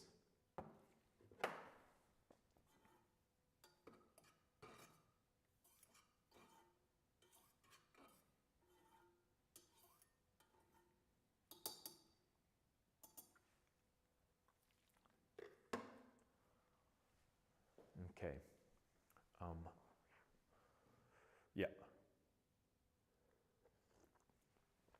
Also, I forgot to tell you that, again, also, mirror. So I have it right here, and I'm checking it with the mirror. Because it would take, again, a while for me to turn it upside down, and I want to see it upside down as a whole. Yeah. There has to be something with the wheel. Okay, I know what the problem is with the wheel. Okay, but I will deal with it tomorrow. I'm not gonna spoil you tomorrow. you're gonna. It's like when you have your favorite TV show, and you know they will end it on cliffhanger. So I know what's the problem.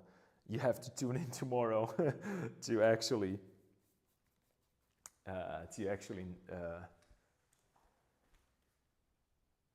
find out. Since he's moving to that direction, okay, this could go actually dark as well. So and imagine again, and again and again and again, if there would be a fully painted hand, we're done. I'm not going to change it. I'll be like, you know, reluctant to even move anything. Right now, it's just a dark shapes. And I'm making it warm. Warm mixture, and the reason why I'm doing it as a warm mixture, it's because previously it was the previous layer was cool, and I'm varying the warm and cool, and it's going to create a kind of a randomness there that I cannot control, and then it's difficult to replicate, right? So that's why doing this alla prima wouldn't probably work, would probably doesn't work. Would probably not working. One of those.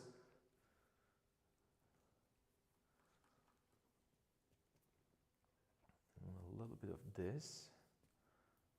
I should probably get more sienna. See, I just told you that you should not do this. So like all the pigment is gonna go away because this is all polluted and dirty, so it has to go away. I need a fresh, clean pigment because I'm mixing. I'm trying to mix only with a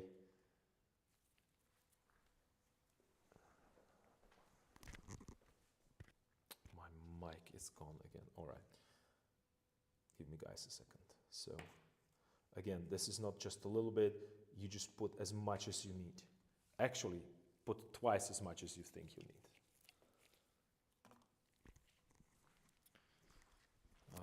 Microphone, it's being annoying. Give me a second, guys. Just need to reattach it.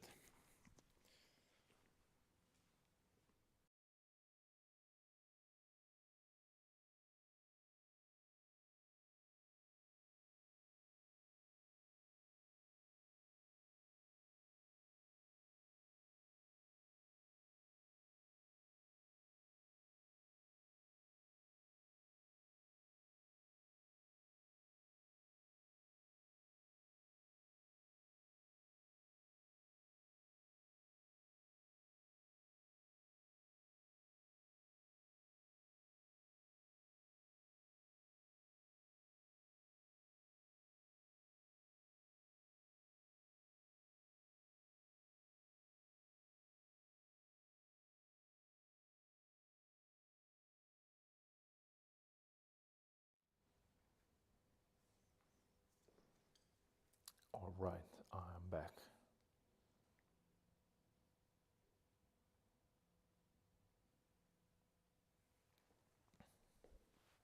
Fine, I'll just tune it tomorrow. All right, guys. It's just that's what it is. I need to keep my 3 viewers you know on the edge, at the edge. I forgot to see. I don't even know how to speak English anymore. Might be my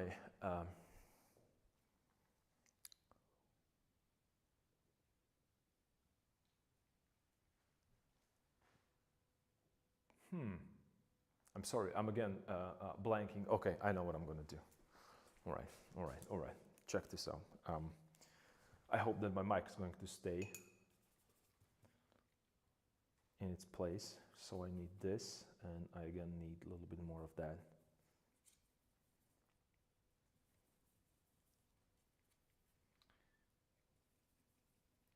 Maybe this could go even lighter. Maybe even this way, so it doesn't need to be that saturated. And what if I do this? What if I do this? I don't think I have a proper reference for that. Of course I don't. But I saw it there. I was showing you the previous painting, and I have a guy that is in a similar position. So if I look towards here and the direction, maybe, like, what about this? This and this. Wait for it. Stay with me. I know it looks stupid right now, but and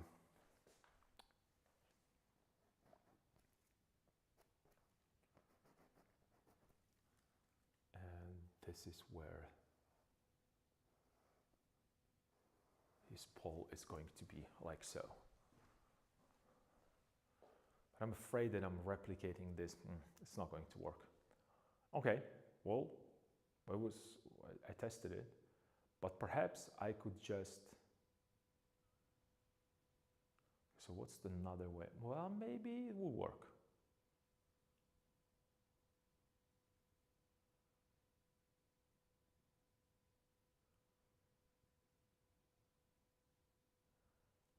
Maybe it could work.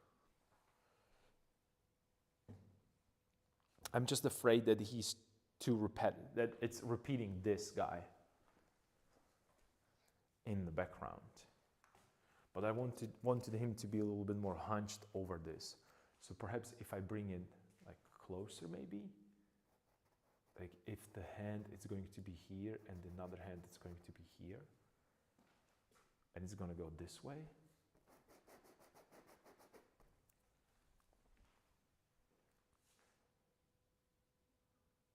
That wouldn't necessarily. Okay, let's see.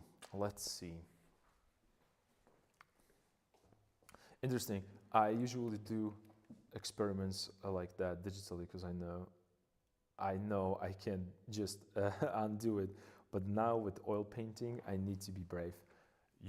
I mean, why do you think that you cannot undo with oil? It's just, it doesn't call undo, it's called a redo. So you can redo on in oil paints. So it's just, there's no excuse.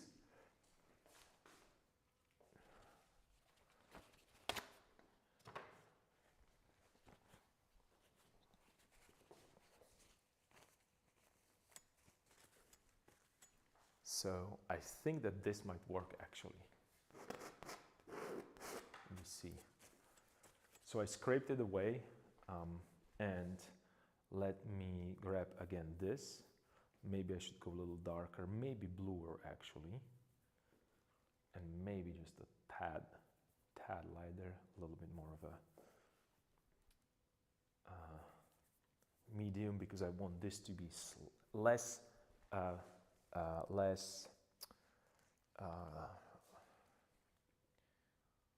textured. So I'm going to cover this, maybe even this. Where am I on the scale? Maybe I could push this way. Actually, maybe it could go this way. I am just, again, this is my favorite thing to do. It's just throwing random ideas on the canvas and see which one works and which one doesn't.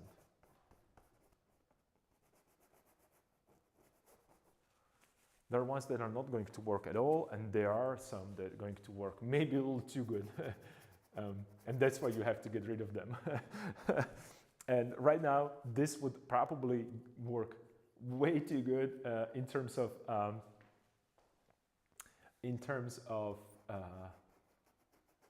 like, it was a good position, but I already have something similar there. So I'm pushing it even closer towards this,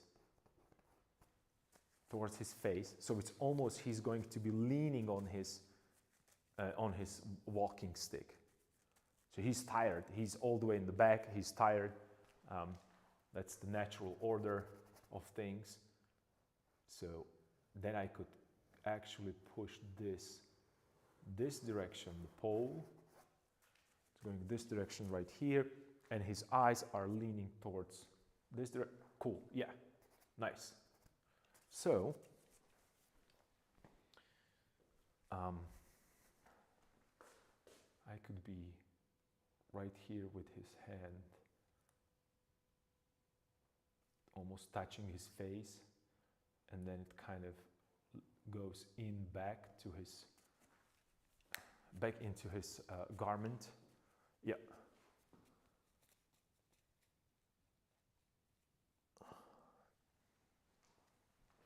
Let's show that hunch.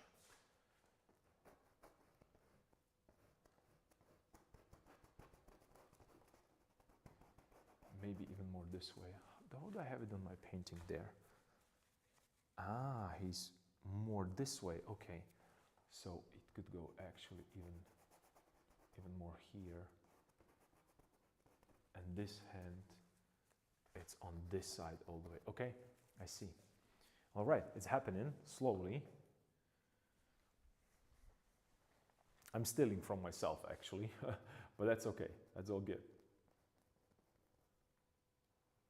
So it's this way right here, and we can make it like so.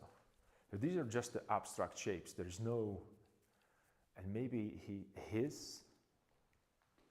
that would be bold if I decided to go straight up and down here. That has to be stupid.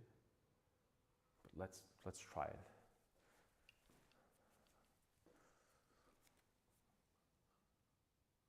I think this might work. I'm not sure.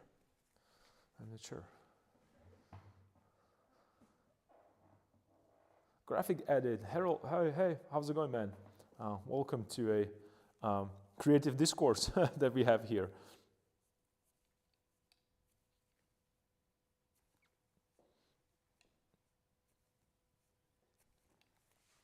So it's we're getting somewhere here with this. I think right now that would be cool, because I have this guy that's holding it strong, and as I go back, it's the similar, not the same situation, but the situation is that the story, or the, you know, whatever you want to call it, the allegory, is that some of them are already tired, right? Because that's what would happen if you probably walked a couple thousand miles, because that's what that, well, I don't want to call it pilgrimage, but we can think of that as a pilgrimage. So, and it's not necessarily that there will be it would be exactly like this, but I think this might work. And maybe I could give him a little bit more of a, okay, and then this could go into a darkness. This might not even be seen, actually. It's just going to be suggested there, and I should probably suggest it with a slightly warmer pigment, because it's kind of probably would be wooden. But that's just it's right now it's only for a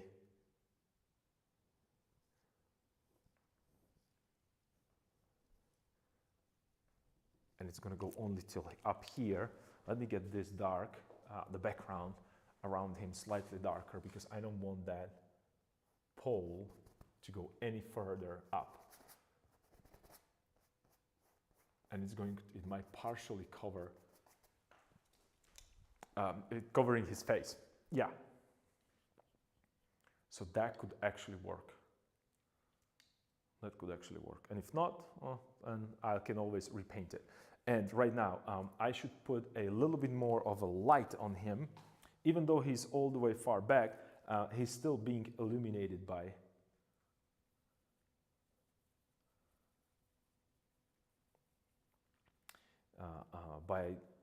a same sun that they are. So maybe I could just change this a little bit. So this is where the light is going to be, right here. And I'm looking there, and maybe little bit like so here, perhaps. And then there would be a shadow here. Maybe it could go this way, like so. Nah, that's too much. Okay, we're gonna, or actually maybe I could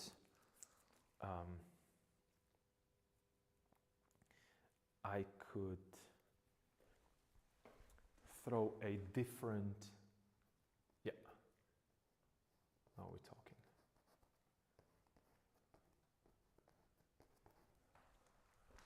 Okay, so he's right there. Okay, nice. So it's a dark, it's there, cool. Maybe just a bit, just a little bit, maybe some, you know, something is like his clothes, perhaps, hanging over here, like there's an overhang there, right? Because they have a similar kind of a robes there.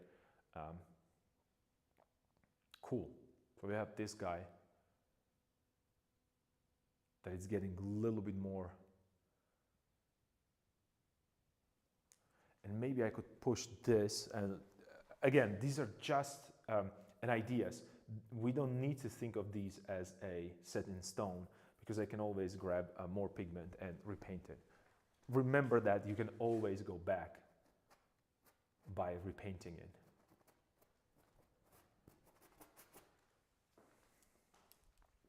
A little bit of that greenness here and greenness here. I'm not painting anything specific. I'm looking on the shape, and I'm asking myself where would be something that it could be beneficial to cut in. Where should I put a softer edge? And I think that we're getting closer to having all the figures exactly where they're supposed to be. Except right now, the problem that I have is this.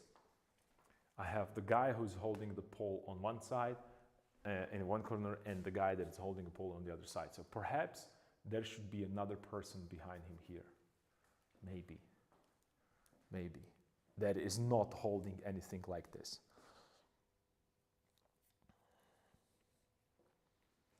That actually might be another, yeah. And that would give me that, well, would it? Okay, let's throw it there, since I have that idea, because saying it does not give me the visual experience that I need. Let me just double check that with a mirror first, because what else would I do when in doubt? Yeah. And that would create, okay, that would create this is what I'm thinking about. I have 1, 2, 3, 4 figures, and I have 2 in the back, 2 in the front. So instead of doing that, I'm going to group them 2 and 3. So I have 2 in the front and 3 in the back. That I think might work actually. But I have to be careful right now, because check this out. I have this guy right here, and I want to put something here. It's going to completely repeat itself in the background. I don't know if I want that. See, these are the things that last time I was referring to this as when you're trying to freehand a circle, right? You start nicely, and then as you approach, there's the little wobble at the end all the time. That's exactly what's happening with the composition. You have almost every element there.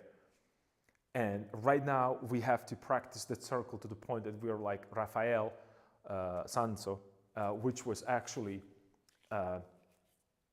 considered such an incredible draftsman that he was able to freehand circles. Perfect circles. I mean, imagine that practice that you have to have if you freehand circles.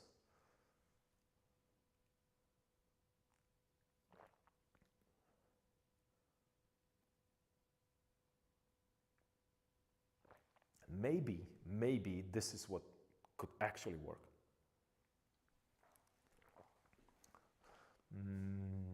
What if I put more people in the back? What if I just threw more head-like shapes in the background?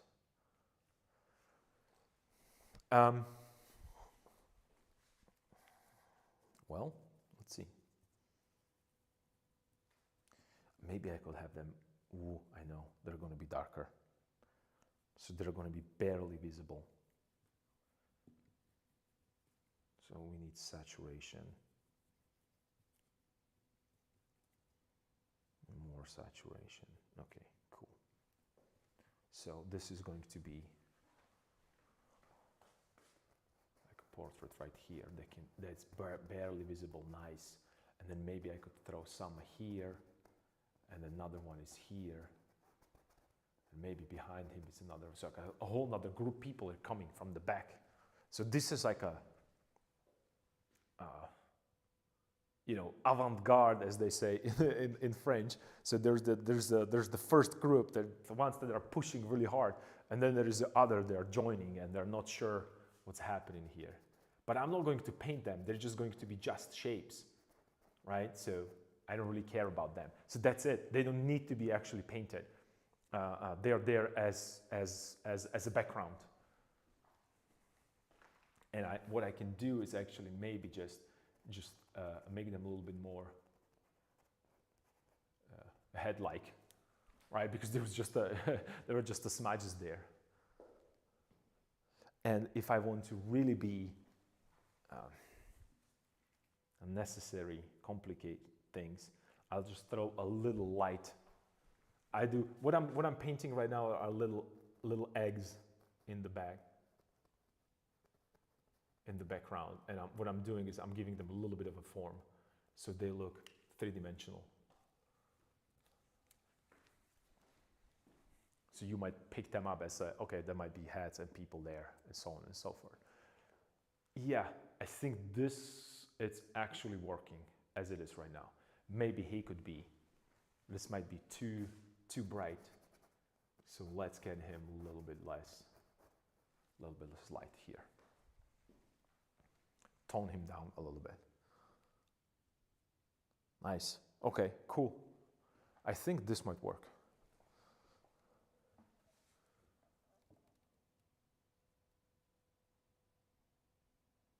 I assume that what all the black mass was back there, more people. Yeah, yeah, that's a beauty of that, because maybe you haven't heard me talking about this token princess, but the idea is that this could be group of people, this could be darkness, this could be rain, this could be mountains, this could be forest. It's up to you, and that's why abstraction and abstract shapes are so important. Even the naturalistic looking painting, it's because I want you to put in the background whatever you want. That is your story there. I have people that came to a studio and they said it's a darkness in the background, and they brought the light because they brought language, which means education. That's how I think about it. Education for me, it's a form of freedom, because if you are educated, you don't have to be like, that's something that is probably for me, and I'm going to talk about myself, that's the most important thing in my life. It's that education and being and having that kind of urge to learn and educate yourself. So that's one explanation. Another explanation maybe they came out from dark forest, like really that kind of medieval darkness, because they are from the medieval times, right?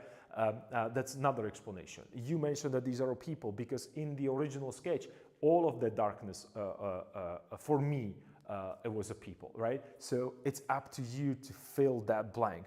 And that's what makes you excited to, or should, in theory, that's what should make you to come to that painting again and again, or at least stay with that painting for a while. So it's not just a doom scrolling through, I don't know, Instagram posts or Instagram reels or Instagram the pictures. It doesn't really matter. It's supposed to stop you and be like, oh, are these people? Is it the forest? Is it the darkness? What it is? And that all of these ideas are correct. And it actually, for me, when I'm looking on the paintings of great masters, every time when I come and see that painting, once that I saw multiple times already, every time when I see that painting, I see it as a completely new work of art, a completely new idea. Because I got older, I have more experience in painting, and I actually have, I actually experience more in life as well, right? So I'm bringing a completely new set of emotions to that painting. And that's how you can think about these abstract shapes and how they're supposed to help you to develop painting. It's not necessarily abstract shape only because I don't know what to do. That abstract shape means that you can really fill the blank. That's what, when you think about Caravaggio, Caravaggio created these dark, they're not black, they're dark backgrounds. Because in that dark background, you can be, it could be at your home, it could be on the top of a mountain, it could be anywhere. It's undisclosed location, but by power of your imagination, you can imagine that it was happening in your house. So I stole this idea from Caravaggio. I'm just not putting it into black, I'm kind of dissecting it. It's not only me, it's not just me who took that, I'm not even trying to flatter myself. It's just it's one of the tools to engage viewer. Because that's what you ultimately want. That's why engagement on a platforms and streaming services and so on and so forth, it's so important, because that engagement gives you that that higher numbers, right? I'm pretty sure that painters long time ago knew about that. So I want to be engaged with the painting. I want you to participate in that process of their journey, because you have your journey. Every one of us, we have our own journeys, I think. And you remember I was talking about the T-shapes during the bed painting Friday. That's exactly what I'm doing here as well, the T-shapes. It's just the T-shape right now means that instead of drawing a eyes and the side of the nose, I'm drawing the glabella and a light on the top of the nose. It's the same principle. So it gives me a direction and kind of, like simplified volume. So yeah, they're in the back, and they can even have, this group of people, actually on the original sketch, they were right here. They were right here on this side.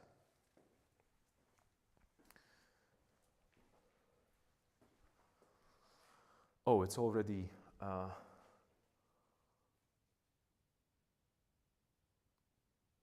past 4 p.m. But I want to continue painting a couple more minutes, and then I will have to go. I don't even know. I don't even understand how fast today went. Well, for me, I'm pretty sure that, excuse me, it's not as entertaining for you, but if you paint alongside me, I'm pretty sure that you can feel the pressure, how the clock is ticking. DM, right? I'm pretty sure you can feel the clock ticking. So I'm getting rid of that. I'm quickly right now trying to actually adjust things that extremely bothers me on that side.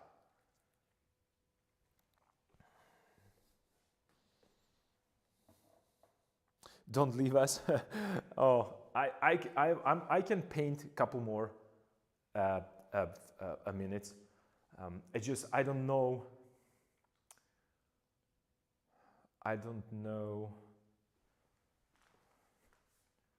See this dark, and I'm literally have the same pigment that I had when I was painting those heads behind. It doesn't really matter because I'm getting rid of the value. I'm working with the value right now, not with hue. So we talked about the difference between colorists and tonalists. So in tonalist mind, and actually you can test it on your own.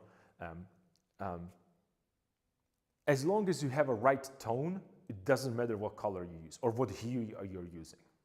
That's a tonalist approach. So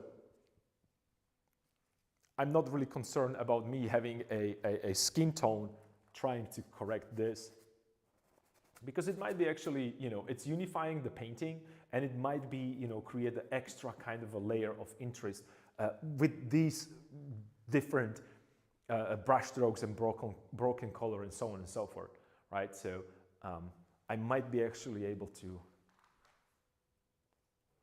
put it a little bit here to make a slightly nicer shape of that.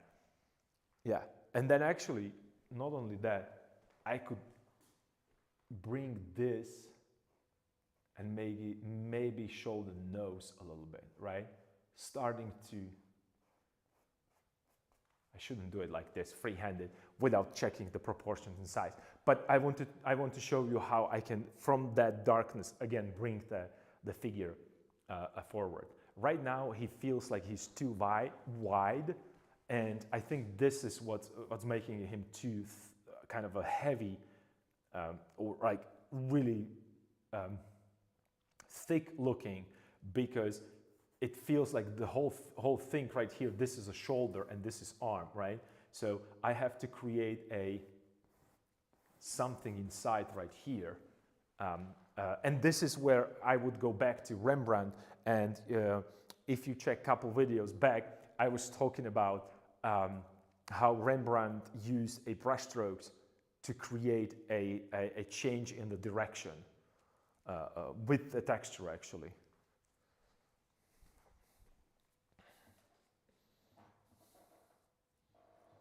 I don't want to stop painting as well. I'm sure you won't use blue color for the skin tone for value. Oh, I'm pretty sure you can. I'm pretty sure you can. And it's not that I would do it. If you look at there's a very famous painting by Rubens that is in, I'll pull it up later on the, I will pull it up on the,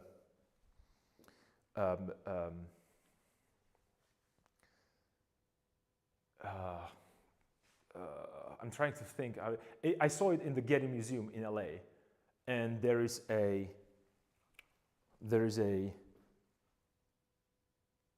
actually also a friend of mine, Anatoly Shumkin. Let me see if I have a book of his somewhere here. I'm pretty sure that he painted a blue face as well.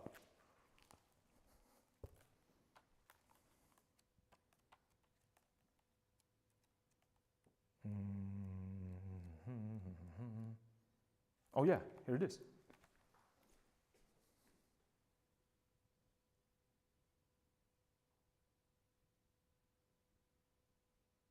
I hope you can see it. Like the cheeks are completely blue. I go even closer. So proof is in the pudding. And not as blue as I thought. Actually, you would be surprised how blue it is. It's just because I saw those paintings in real life. It's a giant painting, right? Oh, actually, let me check the size of a painting. Because we used to have ateliers next to each other. Great guy, awesome painter. He paints abstract paintings right now, actually, or a little bit more abstracted than. The size is 70 by 91 centimeters. 70 by 90. So just to show you what I mean, the size. Where did I put my tape measure? Come on. So this is, so it's this wide. Actually, it's this tall. This is a 70. This is a 70. And if you think about, I don't know, like 3 next to each other. So it's not that big, it's like this big, right? So this big. It's not that big of a painting. It might be the portraits are actually a life-size portraits. Pretty big? Okay, all right, so that's pretty big. Okay, all right. I thought that you meant like if it's like 2 meters or something like that, but yeah. For my standard.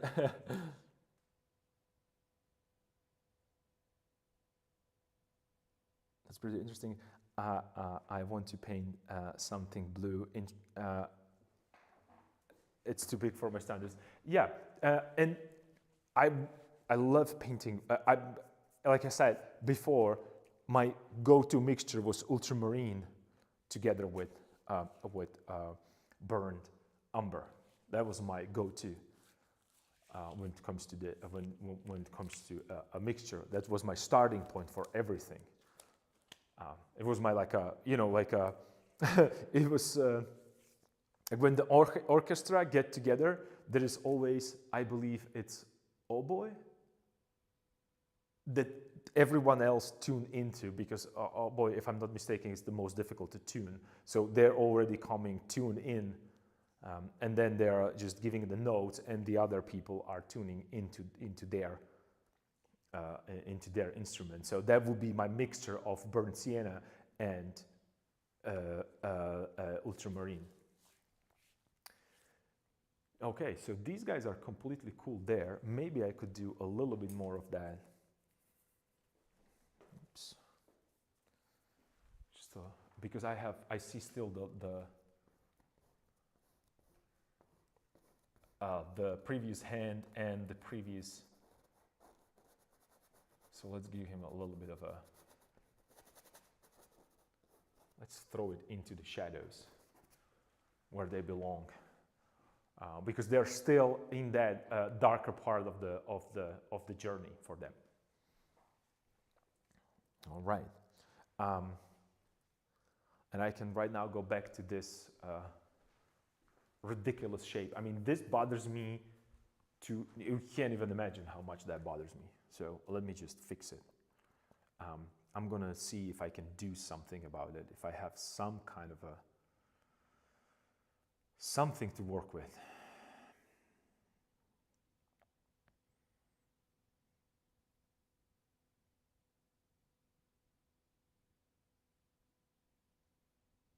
Of course I don't. Of course I don't.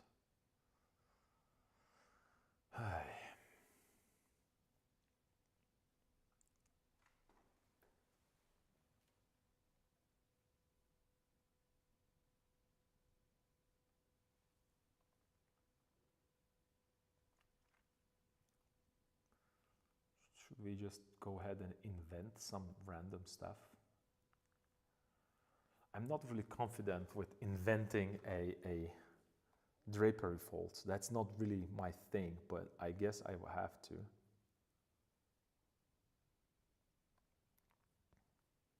I guess I will have to.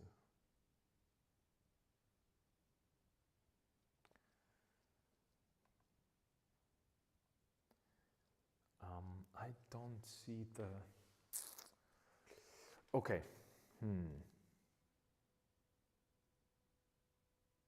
What if I do this?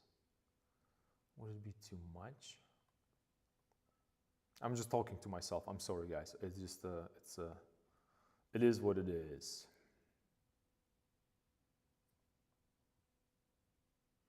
Oh, I know what I wanted to do. Did he say he was traveling to Russia this week, or was it somewhere else? Yeah, I have to travel to St. Petersburg, so yeah, you're right. I'm in the...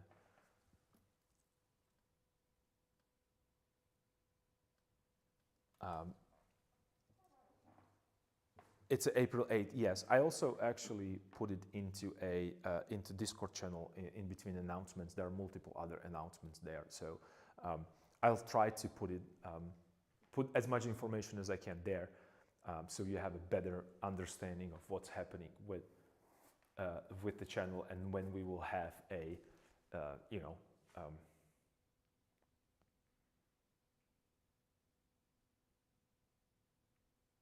when we will have stream. Okay, this is going to sound stupid, but I have to do it.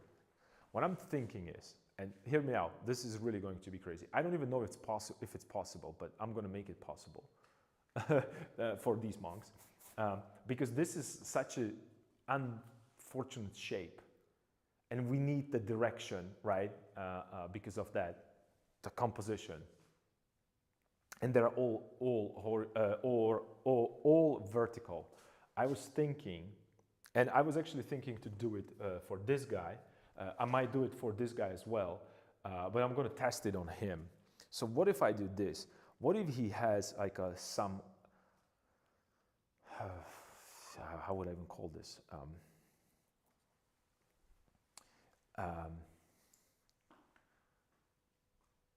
Like pattern, like a pattern on his, yeah. So let's do this. So it would go out from here, then over his arm, and then it might actually move this way. So a little pattern right there. To break and to kind of offset that verticality there. Maybe that's too much. Let's maybe simplify it a little bit. It has too many turns. So it's going to be here, it's going to be here, and then in the back. And we can repeat it and flare it out as it moves. I think this might work. Yeah, that would give him like a, it would give, he still retains the monk kind of outfit, but he slightly tweaked it, right? That's what I'm thinking about. This is what's going in my head, that, you know, maybe he's one of those painters, or one of those people that do designs and whatnot. Maybe he's the one that actually is responsible for icons, since he's holding the most valuable thing. So he needed to feel that, okay, I need to have a little bit more of a,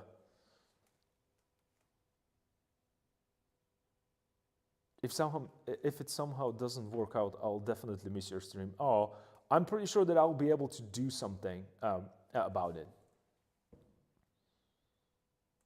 I hope you can upload a few videos on YouTube or something, though.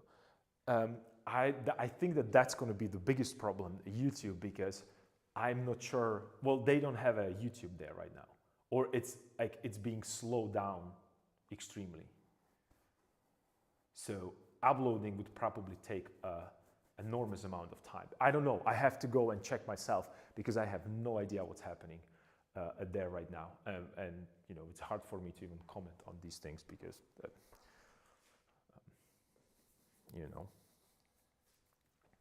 So right now let's do. So I went this direction. So right now I'm just going to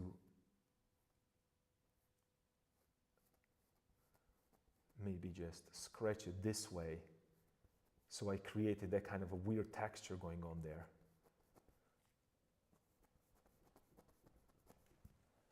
Right, so it's going to give, it's going to be difficult to see.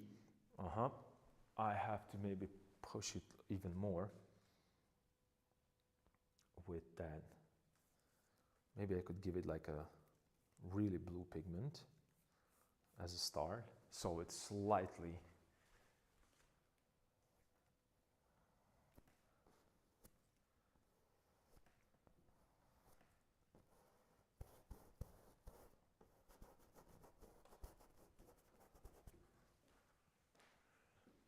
Maybe I'm making this too light. Maybe not. I think I'm fine with this. Okay. So let me push it even a little bit more further here.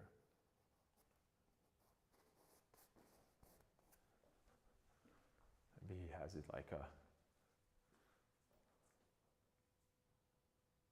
I think it might work. I don't know yet.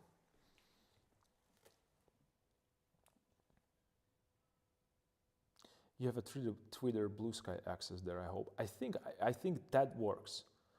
Email Gmail still works, and I know that Instagram doesn't work. Discord is not working at all. YouTube is being slowed down for sure, and I don't know if there is other platforms that I'm using. So yeah. We'll see. I don't want to say anything. I am looking for some other options, what to do, what not to do. So it's all work in progress. So, but it would be this way and that way, this way and that way. Okay. So maybe I could do a slight. Just as like a scratches on here to make it a little bit more visible.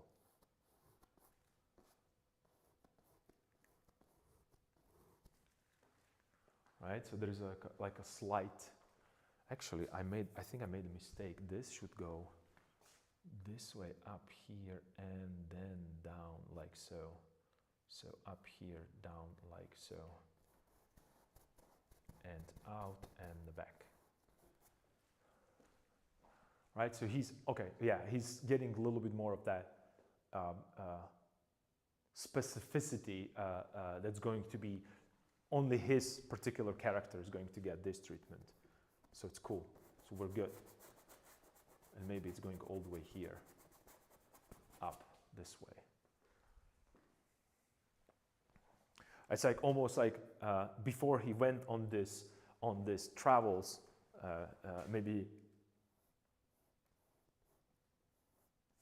to remind himself that where is he coming from, where is he going. So he has like something that keeping him warm.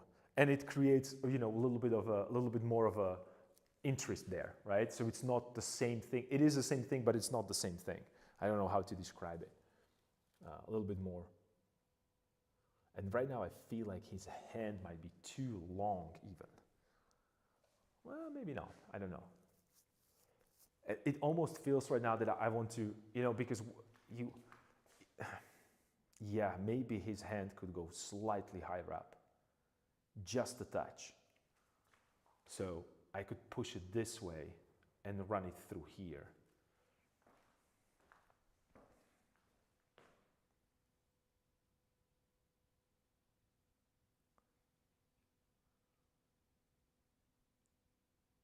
Should I do that?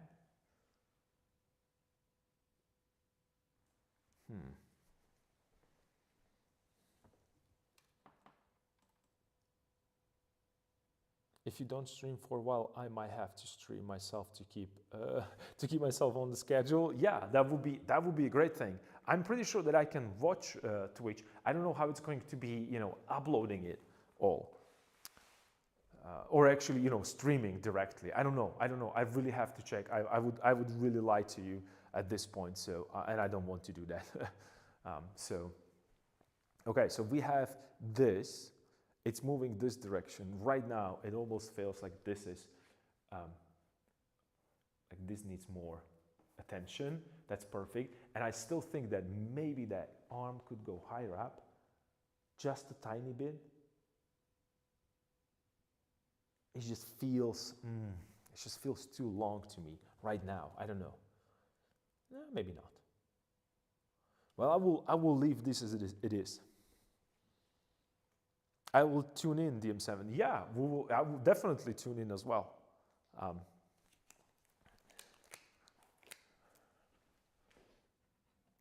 And then I might be able to use VPN. I don't know. It's just, I have no idea how it works to stream directly through the VPN. I have no idea. But we don't need to be bothered by this for another week. So let's. I'll check that. I'll definitely check that. I will have some ideas, hopefully, for you. What to do and how can we keep this virtual atelier going. And actually, do you know what fun thing is, DM? You remember that we talked about that you would like to see Ilya Zorkin, because we talked about him a lot. So as it is right now, I'll probably be painting that diploma painting in his studio. So I'm pretty sure you'll be able to see him. I'll just have to talk to him about if he's okay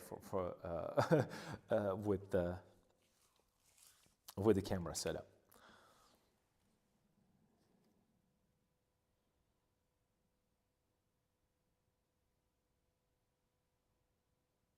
It'll be silent stream though with chatting through text message. Well, I guess we'll have to go with the flow and see what's up. I'm so excited. Tell him got the biggest fan. Maybe he say yes. Okay, all right. I'll definitely tell him. I will tell him that you're his biggest fan. Oh, okay. I'll make sure that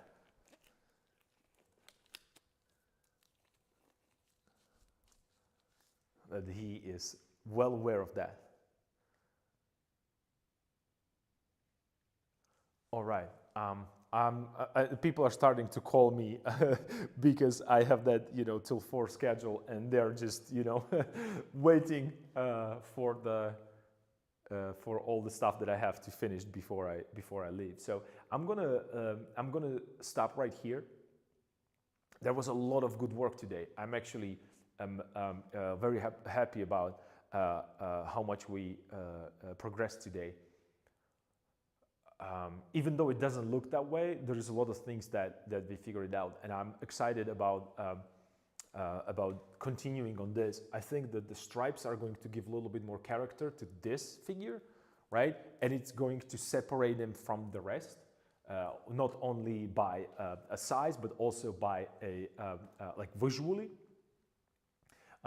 I feel like this is ending here too much like it's too abrupt. So maybe I will introduce a little bit more of that here and there. The little longer, you know, the bigger, the taller grass. I'm sorry. So that's what needs to be adjusted as well. And then since I changed this guy right here, I will have to look into what to do with him as well.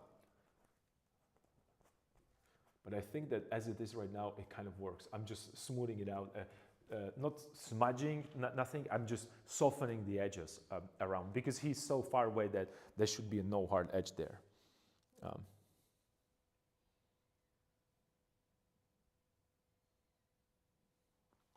When I stream, I don't like to use microphone.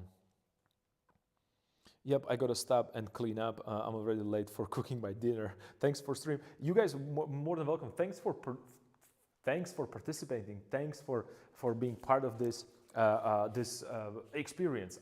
This is a lot of fun for me to be here. You can see that I'm painting alongside you as well. Even after hours, even though I should be doing something else. So you might see how much I like to paint and how much I like to be here with you. So if nothing intervenes, tomorrow I should be here at the same time at 12 Central European time. So it's exactly noon. And if you well, here's the thing. I'm not gonna jump into any conclusions. I don't know what's gonna happen next week.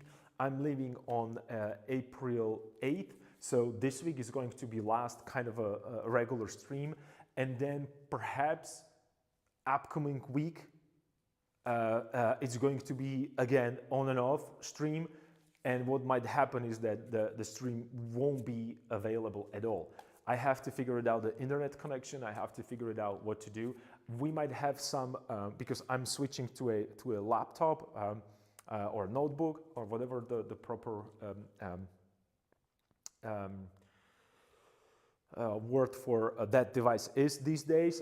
And I'm because I can't take my all those screens, all the cameras, all the stuff. So we're gonna work probably with the slightly not necessarily smaller setup, but I'm going to be limited with certain things. I'm not going to have that many easels, that many tripods, and so on and so forth. So it's going to be even more ghetto than it is right now. But that's cool. That's the least of the problems. If anything, the first streams actually the camera was placed on the table with no tripod, anything. It just was a camera on the table. Right, and it was actually supported by cardboard, because I wanted a slight angle. So that's what it was. So we can always manage that. So that shouldn't be a problem. I'm gonna clean up as well, because I have to do some other administration stuff and preparation and so on and so forth. Anyway. It was awesome day today. It started a little bit heavier. I was just, okay, painting and this and that. And I was specifically worried about the wheel, but we kind of put it together. I'm kind of okay with the position and the rotation. So that's what happened today. And I'm going to continue working on it tomorrow. So hopefully you'll be able to join me. And I'll see you tomorrow. Take care. Bye.